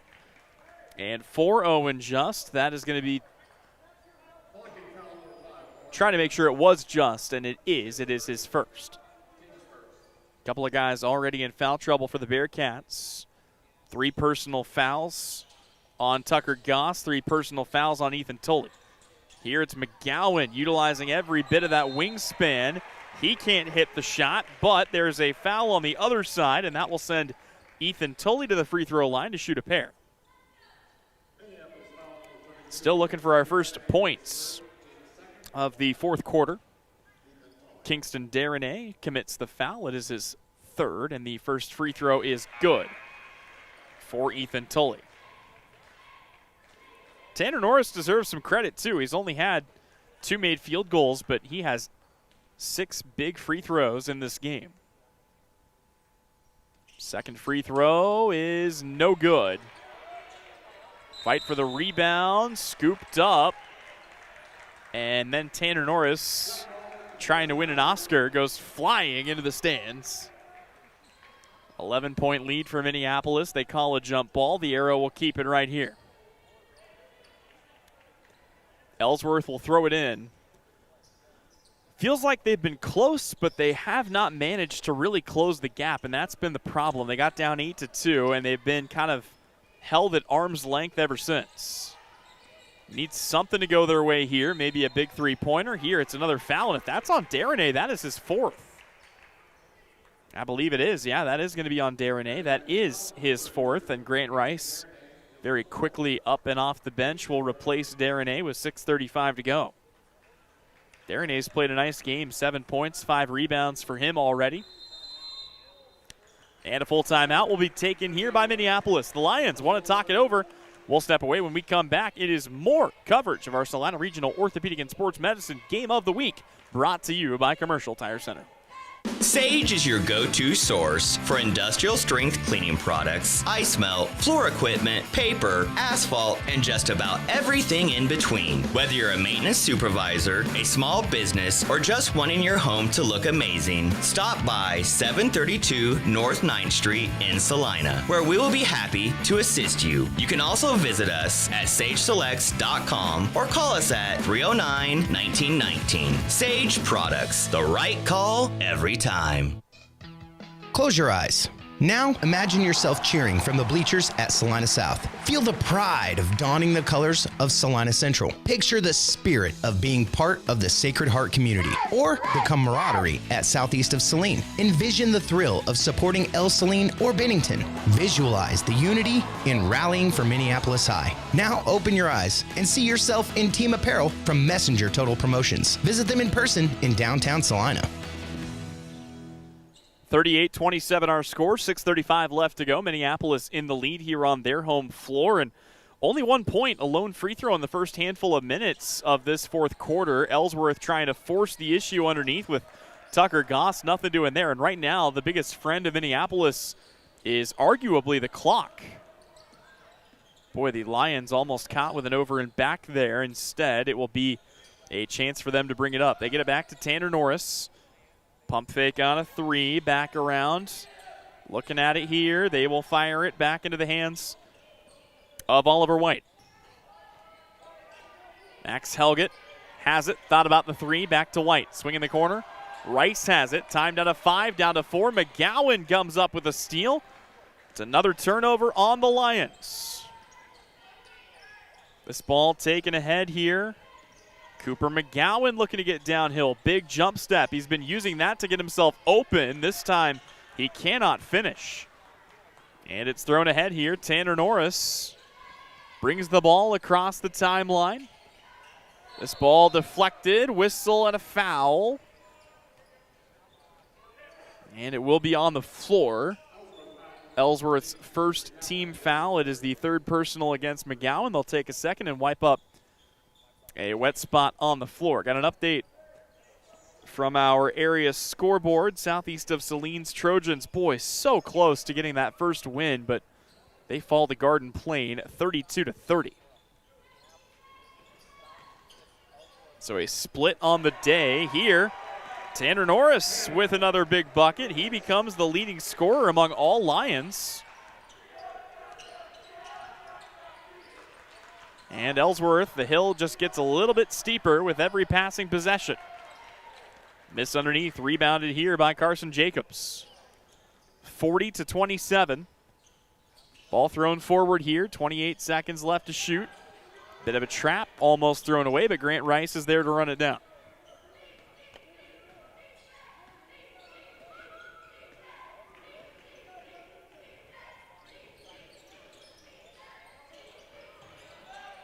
It's another turnover and then a quick foul called against the Lions. That is the fourth team foul against Minneapolis. The next will send Ellsworth to the free throw line. That one is the first personal called against Oliver White. So really no harm, no foul there. And it looks like both other games wrapping up here early. Here it's a clean block. It's run down in the corner. The shot clock will not reset. And now a clean steal as Ellsworth will turn it over.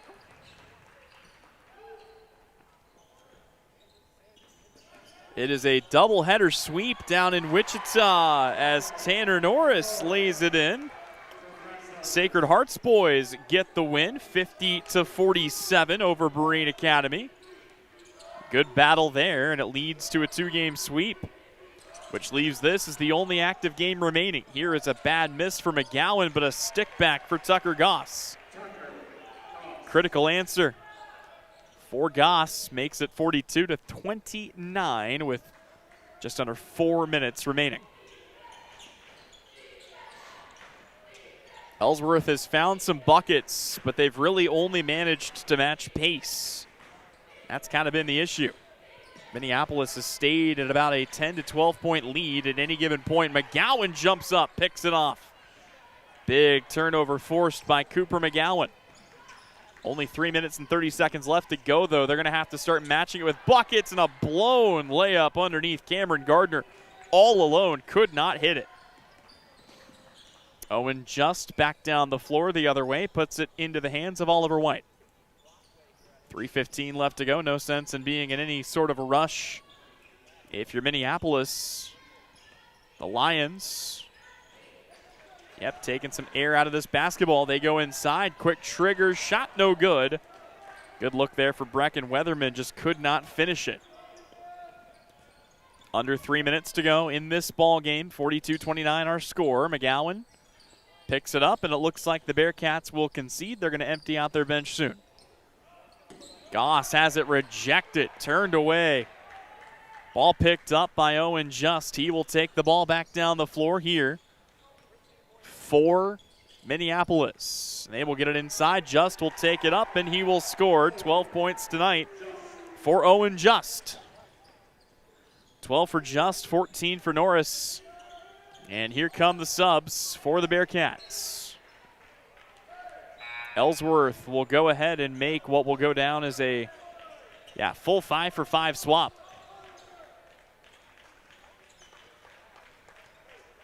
Tip of the cap to the Bearcats. They gave it their best. They cannot get it done tonight. Braylon Gardner checks into the game for the Bearcats. Colson Barta is in, as is Carson Taylor. Here it's Liam Stone who takes a touch. And completing the group on the floor is Seth Kyler. 2:09 left to go, and a turnover forced as Minneapolis comes up with the steal. And then on the other side, a travel against the Lions with 2:02 left to go. We'll give it right back.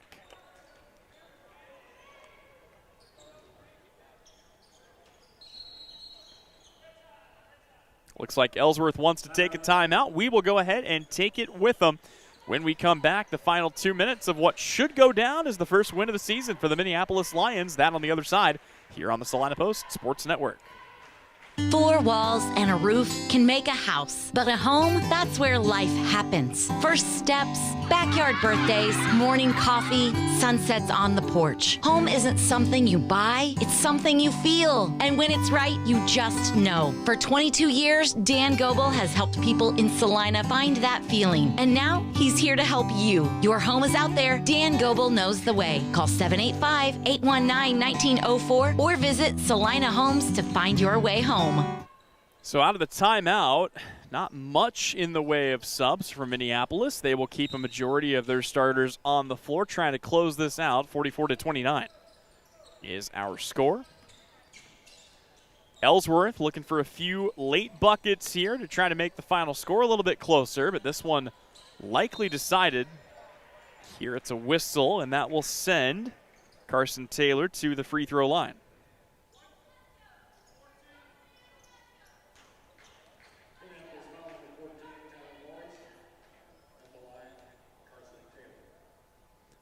Taylor's first free throw is in and out, no good.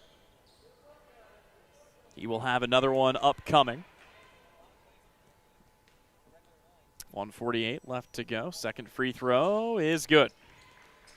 Carson Taylor with the first points of his ball game. Cuts the lead down to 14 with 1:43 left to go. Owen Just. And the Lions can just dribble out some clock and inch their way closer and closer to a victory. And they came in 0-4. Ellsworth turns them over. Bearcats will bring it back down the floor. But for the Lions, got to feel good about this, picking up a win before the winter break. Sometimes just getting that first in the win column is so big, especially for a team like this. You play off momentum. You play off how you feel. Here's a kick out. A three-pointer will fly. That's no good. Seth Kyler gave it a go. Ball thrown all the way up the floor, and that will be a turnover against the Lions. And now you see all the subs coming in on the other side as Aiden Hessman comes into the ball game. Kenyon Darnay returns to the floor. Oliver White is back out there alongside Brecken Weatherman.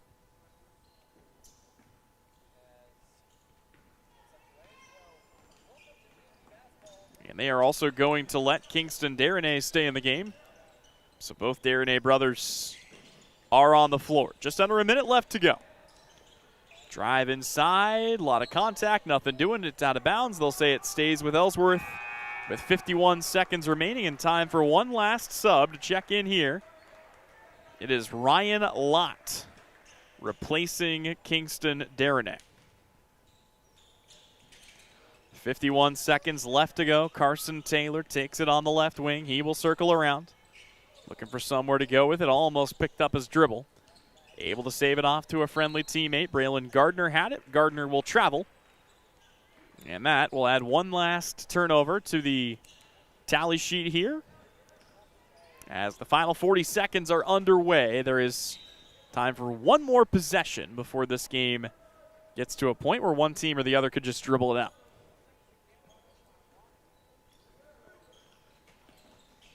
Ball swatted out of bounds quickly. Colson Barta got a hand on it. Minneapolis looking to throw this back in. And they will do so. Oliver White swings it around here. Minneapolis back to White again in the high post. Free throw line jumper short. Rebound hauled in by Ellsworth, and the Bearcats will take it up for likely one final possession of this game. Here, off the baseline, no good. Rebound tipped away. Comes back on the outside to Carson Taylor. He'll kick it out. Here's a three-pointer high. Archer, and it's good. Colson Barta with a three-pointer. And that will go down as the final shot of this game. Colson Barta hits a three-pointer. It makes it an 11-point Minneapolis win as the Lions get their first victory of the season. They do so 44-33 over the Ellsworth Bearcats. Coming up next, it's the Commercial Tire Center's post-game report. This game has been presented by Commercial Tire Center as well. Back with that on the other side here on the Salina Post Sports Network. Winter travel can be treacherous if your tires are worn out. Stay safe with an inspection at Commercial Tire Company. Cold weather also drops the inflation in your tires. Get them checked today to avoid losing grip or damaging your tires. Commercial Tire will help keep you safe. For repairs that aren't tire-related, our automotive and diesel mechanics will fix it right the first time. Commercial Tire Centers, West Crawford and North 9th, Salina. Commercial Tire Centers, where service is everything. We all make plans for the future, but car accidents, break-ins, and unexpected fires can disrupt those plans. At Shelter Insurance, our agents help design insurance plans that work for you and help protect what matters most. Shelter Insurance. We're your shield. We're your shelter. Hey, Salina, come see us at the Kelly Kitchener Agency near the intersection of Cloud and Ohio. We want to be your Salina, Kansas insurance agent. New Image Audio is offering ceramic tint. If you're sending your child off to school or your wife on a road trip, ceramic tint offers heat rejection up to 90%, privacy in a college town or in the city, helps keep the wear down on the AC system, making your car easier to cool down. Never worry about your kid locking their keys in their car. With Drone Mobile, you can unlock their car from anywhere. Vehicle breakdown in an unknown area, GPS locating helps roadside service find your loved one quickly with the ability to send the vehicle location directly to the rescue squad. New Image Audio, located at 340 South Broadway. Phone calls welcome. Here to put the finishing touches on this one here on the Commercial Tire Center post-game report. 44-33, the final in a victory for the Minneapolis Lions. Their first win of the season as they move to 1-4. Ellsworth on the other side will fall to 1-3. Good to see Minneapolis come out and get the win here on their home floor. Again, their first victory, and They will notch a win before the winter break. Always good to take a little positive momentum into the Christmas break. On the other side, Ellsworth will have one last game coming up here on December 19th as they return home for the first time this season. Again, they started with 4 straight road games. They will close it out with a game against Beloit on December 19th.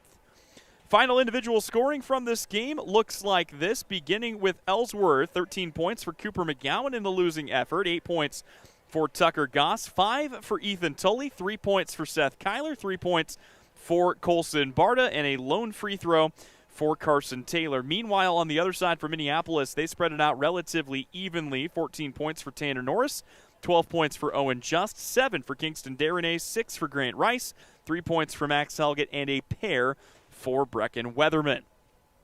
That'll just about wrap up our coverage here from Minneapolis High School. I want to say thank you so much for tuning in, not just tonight, but all semester long. It's been a fun ride through football and basketball season. We will be off for the next couple of weeks, but don't worry, we'll be back to pick up the action with our game of the week in 2026. Until then, I've been Tyler Henry saying so long. We'll see you next time.